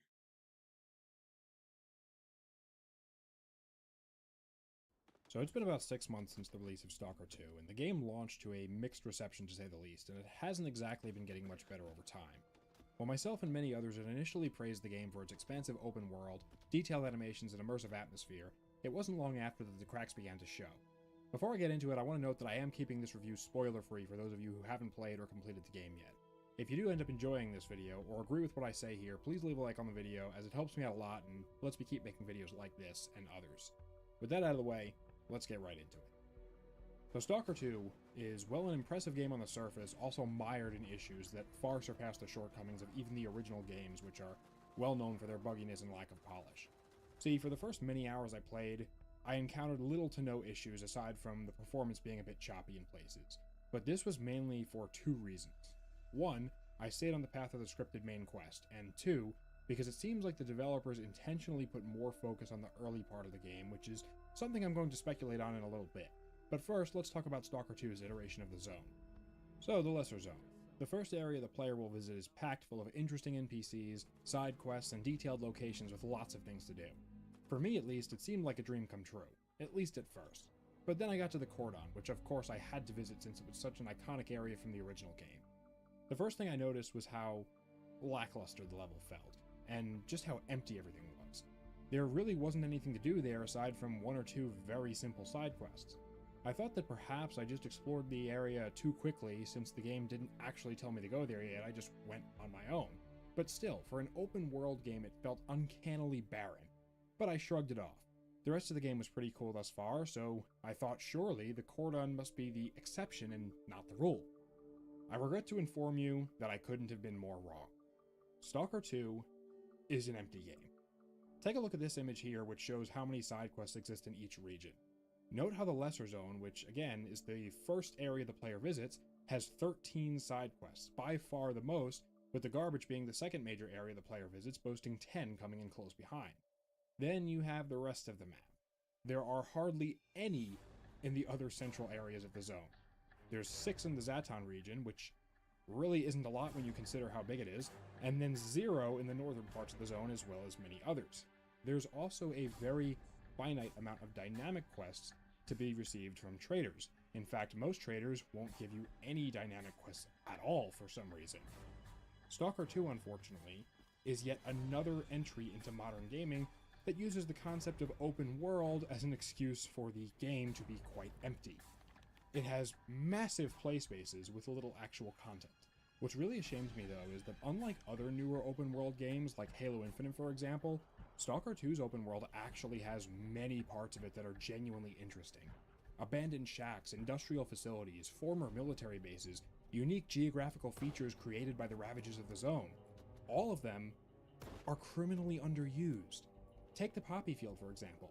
This area was featured heavily in Stalker 2's marketing, and it even has a pretty decent side quest or two related to it with some rather unique anomalies being present. Beyond just gameplay, from an aesthetic standpoint, this place is, much like the rest of Stalker 2, absolutely breathtaking to look at. But why is it that after those 2 tiny side quests are completed, there is literally no reason to go to this area ever again? In fact, it might as well be locked off or behind an invisible barrier because there is nothing. I say again, nothing whatsoever to do here. And it's also a pretty good portion of the Lesser Zone region. While I understand why it's an area that the player is meant to avoid, and I wouldn't want to see it turn into a shooting gallery, the devs could have done something with it to make it a bit more interesting in the long term. Maybe they could have made it so that rare artifacts that are exclusive to the Poppy Field spawn here, which would give the player a reason to risk going into it again. Maybe put in a few more quests where scientists or other stalkers are drawn to the area due to its charm. Put in a teleportation anomaly that allows a sort of free fast travel from some faraway point in the zone, but puts you in the middle of the anomalous poppies, a sort of risky trade-off, so to say. They literally could have done anything but make it a throwaway location like it is in the actual game. Now let's talk about some of the other locations. The Truck Cemetery has made its way into Stalker 2. Many fans of Anomaly or other COC-based mods will recognize this one. I myself was stoked to see it appear on the map, as Truck Cemetery is one of my favorite levels from the Call of Chernobyl mods. The only problem is, once again, you go to it, this massive area with loads of amazing scenery, only to find that it's completely deserted. There is no reason to explore the Truck Cemetery. In fact, the entire area the Truck Cemetery is in, called Yantar, has 0 side quests. Now let's take a look at another location, but this one's brand new to Stalker 2. The Burnt Forest. When I first saw this area, I was intrigued. Why did the forest burn down? Who started the fire? We didn't start the fire. So what happened to this place? Unfortunately, as far as I can remember, we don't really get much of an answer to that. In fact, this location plays very little role in the game at all, and if it wasn't there, Stalker 2 wouldn't be much different. There are only 2 side quests, which, like most of the side quests in this game, are fairly basic and don't really involve much, just kinda go here, shoot that, go there, talk to this person, and that's it. Last but not least, I wanted to talk about the northern reaches of the zone. There are progressively less quests to do the later you get into the game, so much so that the late game ends up feeling incredibly rushed.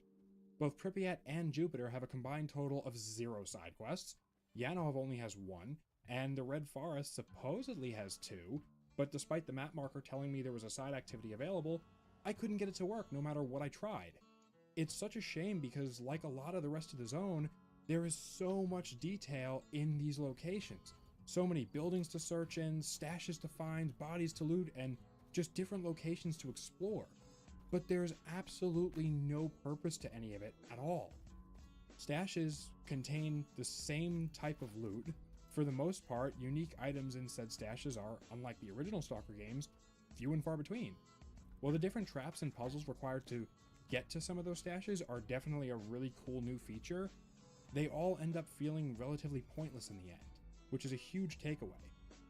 The entire later part of the game and throughout much of the mid-game, I felt like I was just rushing myself along to get to the next area. There was no incentive for me to take my time and explore like there was in the originals. To make matters worse, that's kind of what's in the good parts of Stalker 2's open world. Other areas are just full of nothingness. Here, look at the map again. I've circled in green roughly where all the action in this game happens. The rest of the map is pretty much unused, save for running through certain parts of it here or there, and that's something you're going to be doing a lot of. Running. There is so much running in this game, except when you run out of energy. Then it's time to down some water or an energy drink to replenish that stamina. Oh, and energy drinks also make you hungry, which depletes your stamina for some reason, so better carry a dozen or so cans of canned food, otherwise you're gonna be very, very tired. The developers, for some reason, in their pursuit of making this massive open world, did not account for the fact that they were making a massive open world. The player's stamina is inadequate, to say the least.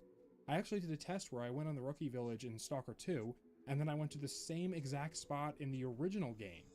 I unequipped any stamina buffing or debuffing artifacts, I made the carry weight of both characters exactly the same, and I kept their hunger at the same levels, and found that the player actually has slightly more stamina in the original Stalker, when the game world wasn't as big, wasn't completely open world, and didn't require loads of backtracking from place A to place B.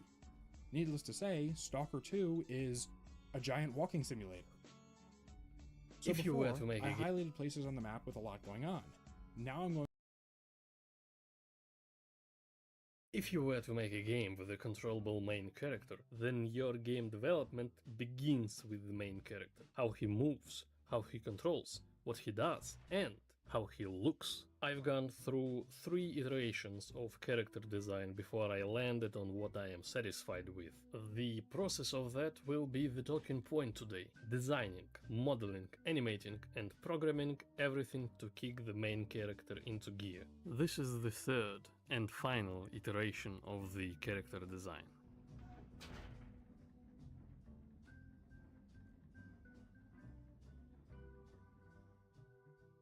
I didn't grab any footage from drawing the concept this time, but instead let's look at the reference board. I'm going for a roughly flintlock colonial Wild West era.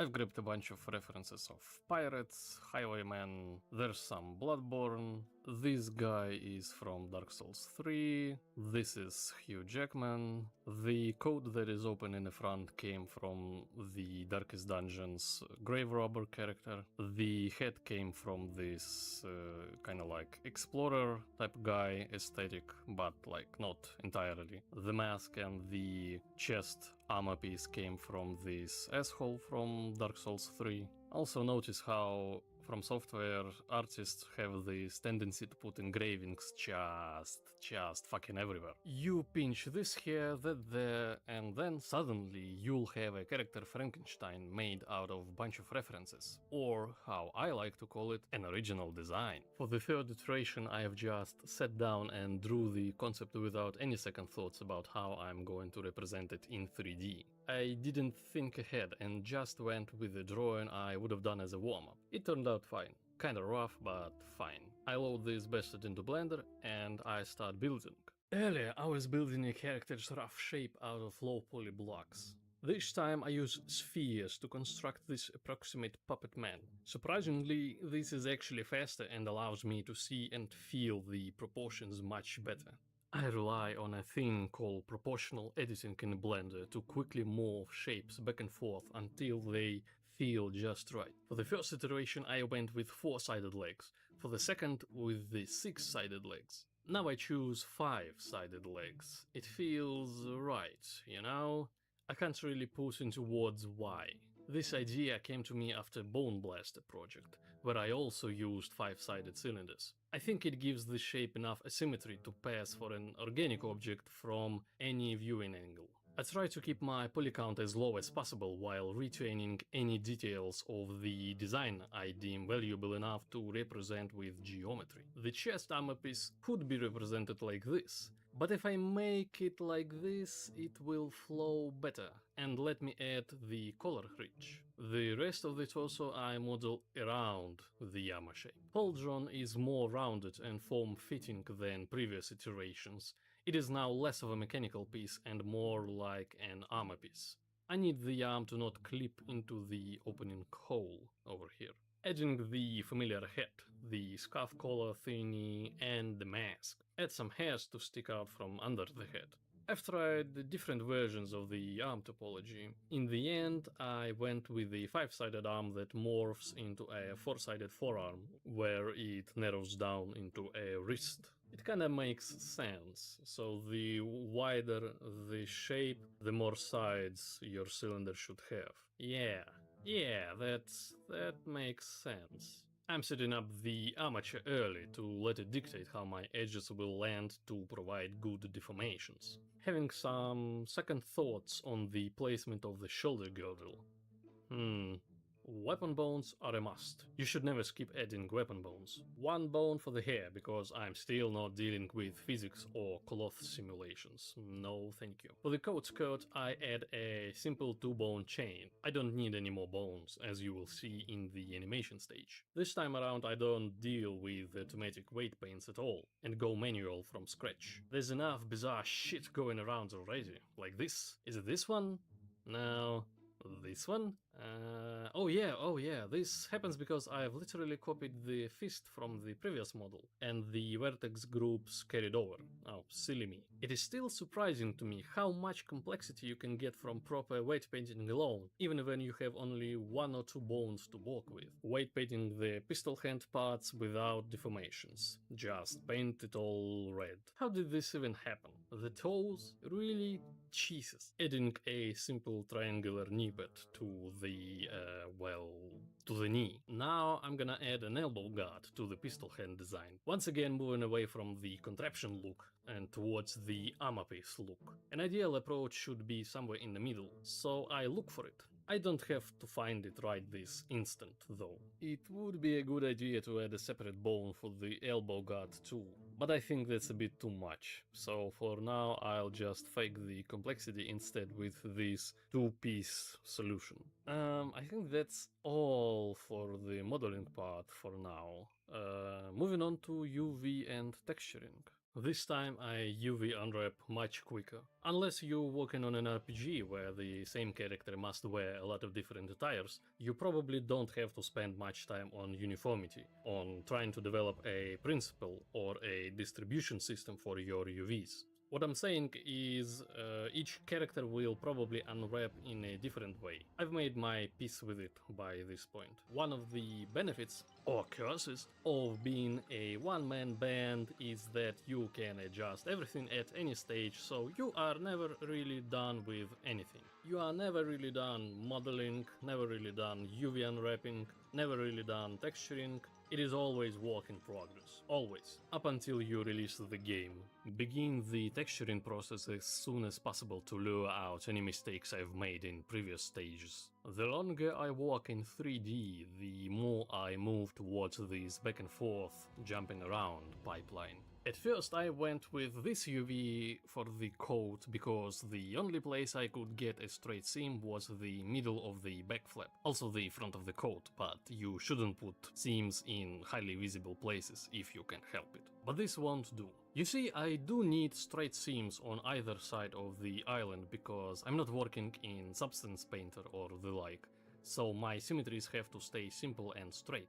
The thing is, I can retopologize this part a bit and then I can get a straight seam here. Straighten up some parts here and there and shift the island a bit to match with the texture. You can see the texture seam right here, going under the armpit. I can do some back and forth to fix this, but here's the kicker. Try to find the seam now. Yeah, that's right, you can't. You may notice I'm working much quicker and rougher with my brushes now. No time is spent on neat patterns or creases or whatnot. Unlike the previous time, all of the detailing will be irrelevant from the top-down view anyway, but I postpone any serious work on the style and graphical fidelity until I get the basics of my mechanics down. I stumble onto a cool idea by sheer coincidence when I draw a metal ornament on the knee pad. Now I use that as a reference to paint the rest of the metal parts in the same style. Before, I didn't want to put any convoluted ornaments in the armor, rationalizing it as unnecessary time wasters. That is still true. These types of work are called artistic trap or artistic candy or something like that. They are pleasant to draw, pleasant to look at, but are not as much important for the overall look of the design at this point. Well, turns out that they are important. How about that? Sure, I could get a better pattern, but look at it, it works. It really bloody works. That's what I'm talking about. Drawing hairs wasn't all that difficult. You can do it too. Just a bunch of fucking strands. Put the strands in several layers. Put shadows in, and that's it, you're done. How do I deal with my undersaturated colors? I put some goddamn adjustment layers, of course. At last I've managed to put my head straight and make another concept for the gun. Now it looks more like a fancy flintlock pistol. Without a detailed sketch, I allow my 3D design process dictate the concept of the model, rather than vice versa. My idea was to put this cranking mechanism thingy on the side of the gun. It is heavy and it would make it unbalanced, but maybe that's what the pistol hand is for. A little bit of trivia. In this world that the game is going to be set in, almost nobody uses gunpowder-based guns. Instead, guns have clunky, powerful, winding mechanisms that are operated by magically wound springs. The first gun is one of the tamer models, a placeholder or a sort of a familiar face to act as an onboarding weapon until I figure out designs for the more wild shooting contraptions. Well, anyway, that's my idea for putting the winding mechanism there, but it does kinda look stupid. Well, to hell with it, until I come up with something better. I texture the gun with these sweet metal ornaments, wood for the grip and dark green metal for the heavy duty parts. And we're done with the modeling and texturing.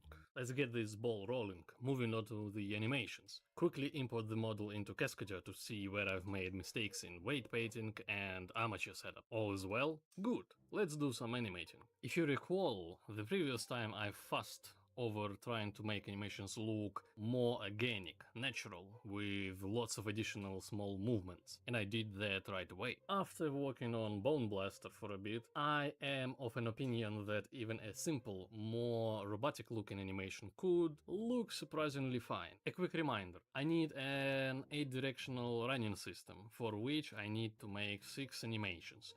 3 forward runs and 3 backward runs. Forward and backward movements are not a problem. Problems begin when I get to the sideways runs. Again, because I need hips and legs to be at 90-degree rotation with the shoulder girdle. It is an unnatural position and it causes serious mass deformations here. Cleaning up this mess is hard to describe. I dabbled in stick figure animation back in my school days. That is when I have learned concepts like easing, overshoot and whatever else about animation. I haven't really upgraded my animation skills since then, so I have to rely on my intuition and feelings to get these right. So what I'm doing with these is I take forward orb of the character 90 degrees to get the sideways running animation. Remember, I need him to point forwards at all times. In prior examples, I always did it like this. I took the running back animation and turned everything below the waist 90 degrees to the right or to the left. Now I try the opposite. I turn the whole character 90 degrees to the right or to the left, and then I turn everything above the waist back to forward direction. No, the results are not the same. It's all about relative and additive motions, and this way works much better. Animating secondary details like hair or coat flapping in the wind does wonders to sell the animation. Even if it looks a bit choppy and robotic, it becomes more alive after this. I've learned my lesson, and shooting animation will be localized entirely within the right arm. The motion will not send ripples past the shoulder socket. It is necessary because this gun might shoot up to 10 times per second or more, so big wave animation will not look good here. Actually, I might even need to subdue this motion even further. We'll just have to see about that. I import animations back into Blender. All good? Great. Let's move on to Unity. I'm using the placeholder controller from the previous iteration, so the only thing I need to update is the animator. I check if animations are imported properly, if rotations are correct, the avatar skeleton, etc. and etc. The shooting animation will be in a separate additive layer that plays above the idle/running layer. There we go. Oh crap, wait a minute. There's something wrong with transitions between running animations. There's unexplained jerkiness when the guy goes beyond the 90-degree turn. As you can see, instead of rotating his pelvis, he goes the long way around. Look at it! What a dumbass. That's not how you turn. I couldn't put my finger on it until recently, but it reminds me of this scene from Face Off, where Cage does this completely unnecessary flip in the middle of a gunfight. Well, anyway, this is wrong. Why does it even happen? I thought the animator should take the shortest path to blend between animations. Wait a second. Let's go through a little detour and tidy up this scene a bit, because my eyes can't look at this green pattern anymore, I'm sorry. Even though I think it's a crime what Blizzard did to Diablo aesthetic when they moved on from Diablo 2 towards Diablo 3, it still has a lot of stuff I could learn from in terms of hand-painted textures and low-poly solutions. I reference Diablo 3 here and there for some tidbits. Right now I don't need more than some placeholder dirt and grass textures for the start, just so that it's not horrible to look at. Using default Unity terrain for the ground, and that's it for now. Alright, let's get back to the blending. I don't get why the animation blends don't work. I remember clearly that they did, that I solved this problem. Maybe I did something else too, but what? What did I do? It can't be another blend tree between blend trees. That approach creates other problems. Transition parameters shouldn't affect this either. I just don't get it. Why is he rotating the long way? What if I add a backwards movement to the forward runs and forwards movement to the backward runs and... Wait, hold on, what is this? Freeform directional blend should have one motion at position 0, 0 to avoid discontinuities.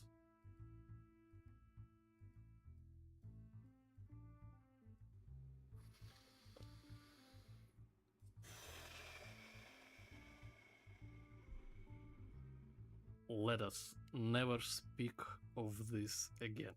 There are some things I've missed or didn't bother to fix before. I'm gonna do them now. Hold on. One thing I often forget is adjusting the model for backface culling. You see, the easier route to take is to let Unity draw each mesh from both sides, but that's a waste of GPU power. I don't need the engine to draw the insides of the arm, for example, so the computational power spent on drawing it is wasted for no reason. However, there are meshes which we normally see from the back, like hairs or the inner side of the coat skirt. What I do is I turn backface culling both in scene view and material properties. This is important because Blender keeps these two in completely different places. I duplicate which meshes I need to view from the inside and color them differently on my texture map. For example, you see the coat will be darker from the insides, so will the Poldron. I don't need as much detailing for their inner mesh, so I reserve a very small piece of space on the UV map for them. Upon loading into Unity, I get this warning from the FBX importer. Some vertices haven't been assigned to any bones. That's not good. What does it mean? I'ma go look in Blender. These are the bastards I need to find. And... oh, 309. That's one of them. What the hell? What? How did he get here? Fuck off. Blender can automatically clean up loose geometry with mesh cleanup delete loose. It found 9 points. Didn't Unity find less? Shit. Did he delete something extra? I hope not. Hey, it still says there's 1 point left. Alright, let's go back. 482, eh? Oh, it's right there. Jesus. Wow. I just forgot to paint over this one during weight painting. How about that? Alright, this should be it. And it is. We're golden. Another pet peeve of mine is clipping off meshes during animation. I'd tried to avoid it, but I've missed a few spots, like Poldron here in idle animation. Yeah, it looks disgusting. Fixing it is the matter of literally moving the bone for a few frames in Blender. It's no biggie. Doing the same for the hair so that it doesn't clip into the scarf. Load it up.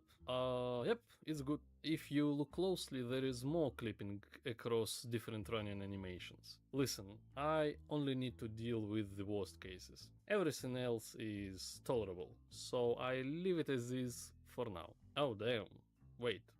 I'm done. Well folks, this is all you need to kick off your game development, starting with the main character. The design, the textured model, animations for this model, animator controller, and movement controller. How long did it take again? Oh god. Oh well, at least I'm satisfied with the result. Let's review. I started with a name for chunky Warcraft 3 models. It would have been a good idea to try, but when I did it, it did not turn out right. Then I went with a more detailed design. It looked much better and everything should have been fine, but it did not click together. In retrospect, I think I don't like the proportions, the forms, the animations, and some parts of the design like the closed skirt rub me the wrong way. Now I went with a more slender figure, with proportions that are a bit closer to reality. The forms are sharper, the design is slicker. I'm not too invested in the color scheme, so I may change it around later. Although I don't see anything wrong with it for now. Alright, who's next on the chopping block? I need to implement proper shooting mechanics with modifiers. I need enemies and AI. I need UI and inventory systems. I need a game loop and progression. When all of that is done, I'll have a prototype on my hands. I guess I'll start with the shooting. See you next time.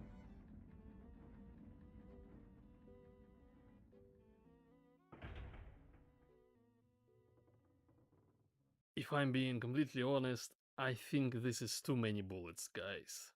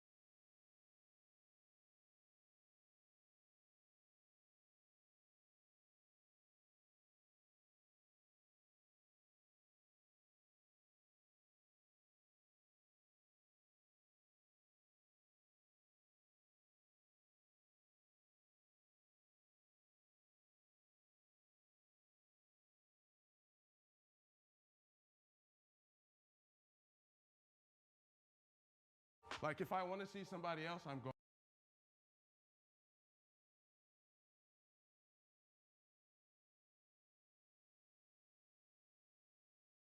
Like, if I want to see somebody else, I'm going to. You know what I mean? And I'll let her know. Like So, on a date or like on a sleep date with or someone sleep else. with somebody. Yeah, it may happen. How does that make you feel knowing that like another girl can come around and There's been girls that like even at work flirt with him and stuff, and I just walk away. I don't want to Yeah. see it, you know, I block it out. I've definitely gotten the jealousy part the best of me. Why do we take sex so seriously? Are monogamous relationships outdated, or are these friends with benefits actually hiding their true feelings for each other? I'm Ka Takahashi, and today's episode of Split Decision is about friends with benefits. Spicy. Today, we're gonna get to the truth of it all. Are you guys ready? Yeah. Let's do this. The first prompt is, I wasn't instantly attracted to you. Make your split decisions in 3, 2, 1. Go ahead and turn around. Ooh. You got some nods of agreement. We're like, yeah, that's totally it. Jaden and Reese, you actually both disagree. You're on yes. Yeah, so it took a second. We met at work. Don't get me wrong, I definitely find you attractive. It just, it's the insides too is what counts. So it took a second, like once I started to figure out your work ethic and, you know, other things you bring to the table, that's what really attracted me to you. You know, not discrediting your looks whatsoever, but, you know, I had to warm up to you. How does that make you feel, hearing that? I didn't know about that. I thought at first, like, I was like, okay, like, this is a cute boy that I work with. This is super cool. I thought he felt the same way, but after a little bit, Yeah. So I think it was just like that immediate attraction of like, let's try to get this guy's number or Instagram or something. Yeah? Did you go for it? I made the first move though, that's what I'm saying. Like she didn't, if she felt like that, she should have, you know, but I have to warm up with people in general, you know what I mean? So. Brad, Gia, so both, it was right away, spark was there. I don't even know if we currently find each other attractive. We probably don't right now. Yeah. You don't even find each attractive now. You're like, it took until Halloween. We met in August, but Halloween is where it really took off. Yeah. I was dressed as a penguin. I was a hot dog. It got to the best of us, and that's kind of what was that off. It? Was him as the penguin really? Yeah. I just don't think we like how we look normally, like each other. Like every person is so attractive. Yeah, like everyone's so attractive. We're all so beautiful like here. Like everyone here. But Halloween is just a special time. Special time of the year. Like they say it's Christmas. Attractive. Yeah. Ella, Caleb, the attraction was instant. Yeah. Yeah, definitely. We also met at a costume party. It was late at the party, and then she walks in, and it sounds so corny, but it's so true. It literally was like, who is she? I was like, what the heck? Did you have that like spark that he mentioned where it's like, I didn't even see him at the beginning. So. It sounds pretty romantic.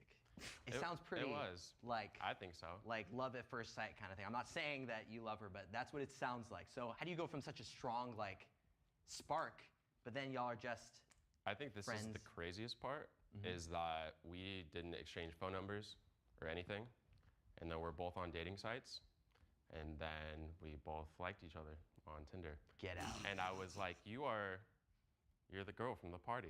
And she was like, you're the man from the party. That's how you know it's meant to be. I'm afraid a relationship will ruin what we have together. Make your split decisions in 3, 2, 1. All right, go ahead and turn around. Wow, okay. So most of us are feeling that relationship will ruin what we have. What we have is special. Gia, let's start with you. Yeah, we're just friends. Like, we're just, nothing else. Never felt romantic attraction, so never, ever. We don't ever talk about relationships. No, at the end of the day, like, if you had a cat, I'd take care of it. Yeah. But you don't, No, so there's I don't. no need to. Like, that's the only benefits we need. We're chilling where we are. Yeah, we're so chill. This is like just sex. No, and just friends. Just no, friends. No, we're just friends. Yeah, I think friends is the best Just friends. for us. Yeah. Huh. For now. Forever. Wait. Forever. You guys are so cute. I just have to say it. I know you're not like a thing, but it's like you guys are so cute. So Tanner, you're on no. Yeah. I said no because I was like I can't imagine us ever being in a relationship. Yeah, that's also why I said no. Or catching feelings. I'm not afraid of it ruining what we have together. I just don't think we want to be. Or if one of us started to catch feelings, we would just communicate that to the other one, and then we'd move forward. Like that's why we didn't do anything. We were just friends for like a year and a half before we met because we are not compatible in that way. But we've got some sexual compatibility. So it was like a year and a half in that we were like, oh, okay, well we can do this. But there's nothing. And there was never any kind of spark, like, oh, maybe. No. Girl, God, no. No, God, no. God, You're no. like, No, that's Really? like no, that's my friend. What is it but- about Noah that you're like absolutely cannot be in a relationship with? I mean, there's nothing bad that I don't like about him, but it's like, I mean, we like. It's just a different dynamic. Like, Yeah. you know, you can be good friends with some, but not necessarily good roommates with them. And I think the same applies to a relationship. So Reese, you are afraid that a relationship will ruin what you have together. Yeah, I think that we agree on this of the fact that we've both had relationships that we were friends with the person beforehand and now we like don't have that same friendship afterwards because we just don't talk to that person anymore. So I feel like if we were to get into a relationship and something were to happen, we just wouldn't want to risk losing each other as people in our lives. We have established a really good friendship bond. I don't want to risk throwing that away. You know, on top of the fact, school, I have a couple other things that I have going on in my life at the moment. So yeah, that's just one of the reasons why. It sounds tough because you're obviously both attracted to each other, right? And you love each other as friends, right? Yeah. And so doesn't the whole, you know, being intimate with each other, isn't that never risky boils for the over. relationship? Is it like risky that you're, you know, No, for doesn't me, it complicate it? because I'm set on, we've had this talk a lot actually, like I'm very set on where I'm at, and I've actually set the boundaries from the get-go when we started talking, like from the first time we had sex, you know what I'm saying, like we're just friends, I have yada, yada, yada, in my life I got going on, and I made that crystal clear. Even though we hang out and may function and from the outside looking in, look like a relationship, that's cool, like, you know what I mean? But I know what it is in my head, and it's not, you know what I mean? Because I know if she has a chance to catch feelings, which, you know, she may have already, and so I knew, like, you know, yeah, I have to lay those boundaries down just to be If you were to make and I made that crystal.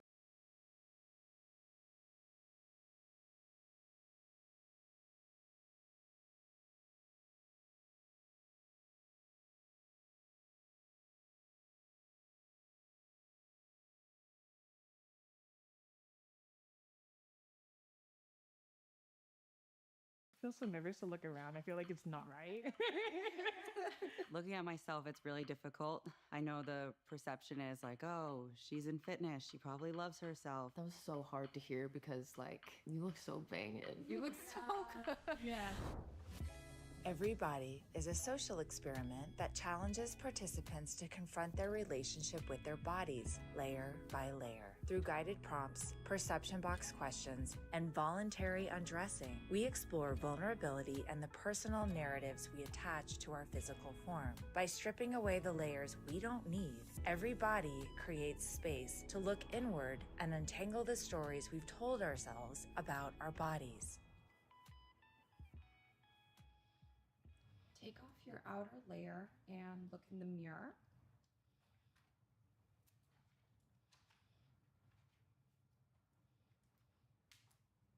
Without this layer, do you feel like something is missing?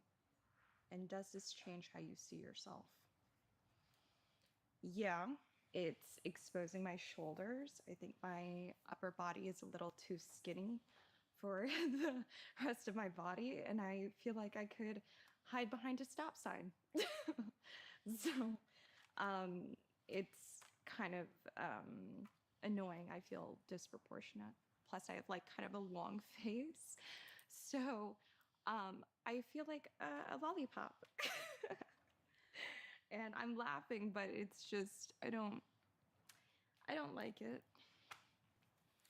The issue with the modeling industry is that there's definitely points in time where they want you to have big boobs and a big butt. And, you know, I had to force myself to eat 3 times a day.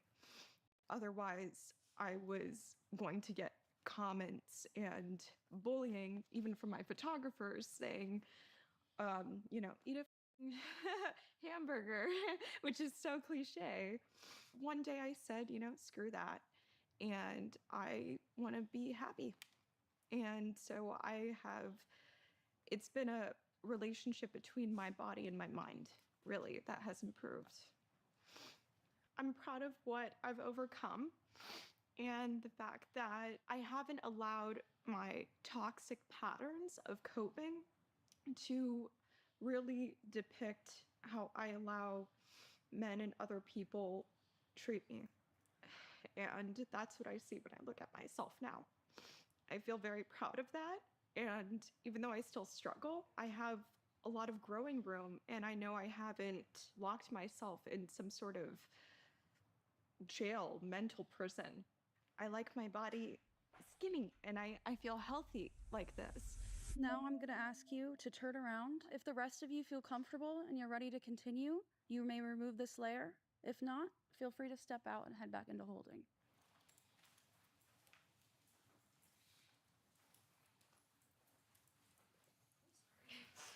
With you, girl. Thanks, Bubs. The fact that you got that from your photographer is ridiculous. People don't see what you see. It's true. Like, we're really critical of ourselves. You're beautiful regardless. You are really strong, especially what you said about how you've grown to see yourself. Yeah, I just wanted to say that. You too. Thank you.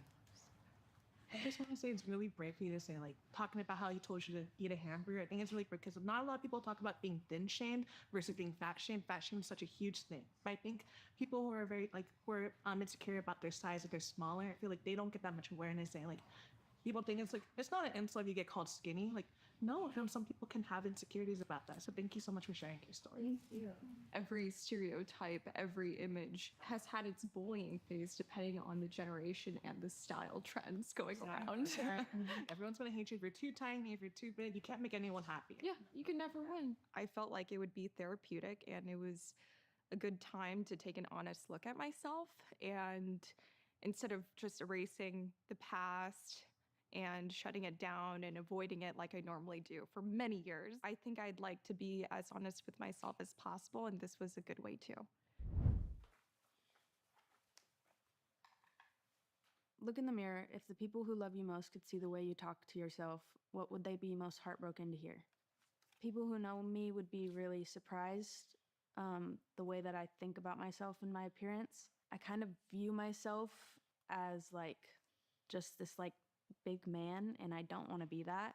Comments people have made, they've compared me to like ugly male celebrities, and yeah, it just kind of stuck in my mind. When I was in school, I used to like get made fun of for having like long arms and legs. Being compared to like men just makes me feel undesirable. I very much want to be a girl, and it's hard for me to wear certain things that are more feminine because I just think I look like a man all the time. My girlfriend, whenever I like voice my opinions on myself, she's just like, that's so ridiculous. Like, you don't understand how untrue that is. Now I want you to pretend that you are your girlfriend and you're looking at yourself. Okay. And talk to yourself the way that she would. Okay. She would tell me that I'm so beautiful, and I don't know, it's just uncomfortable to like say to myself. Yeah, she'd just tell me that I'm beautiful. Since I was a bodybuilder for 8 years, the number one thing when I was really muscular was, you look like a man. And it really stuck with me because I would get so defensive about it, because then I would go home and look at myself in the mirror all the time and be like, okay, do I look like a guy? Like, do I present myself as like a masked individual? And that comment alone really can mess with your head, because then you just start to second guess every outfit that you put on. Definitely. I'm 6'2" and 210 pounds, and I do lift weights. So every day people are like, oh my God, you're so big. That's what they say. What was the joke in high school? 6'2", 200 pounds, she's a linebacker, right? Yeah. Yeah, I don't feel masculine. I feel very feminine. I do feel muscular, but I don't think that that's a masculine trait. You're not giving masculine to me. You are a beautiful woman. The first thing I noticed when I saw you. It kind of teared me up a little when you couldn't say those positive words to yourself, because I've been there with my partner. Whenever he's telling me those positive things about myself, I'm just like, there's no way you believe this. You saw me when I was skinnier, and now you're loving me when I'm my biggest. There's no way. I really hope one day you can see yourself the way your girlfriend sees you. I hope you can love yourself the same way she loves you. I'm going to tear up thinking of that, because I feel that. Yeah. I'm going to give you a hug. Yeah. Oh my gosh. I feel like you're also like speaking yourself. I hope you take what you're saying and Practice it. Yeah, practice it. going through things that people have told me and like deconstructing them as not facts would definitely be a huge step forward. And even just consciously, whenever I look in the mirror, not giving attention to the negative thoughts, just gliding by them. Take off your shirt and look in the mirror. You feel comfortable removing this layer? Yes.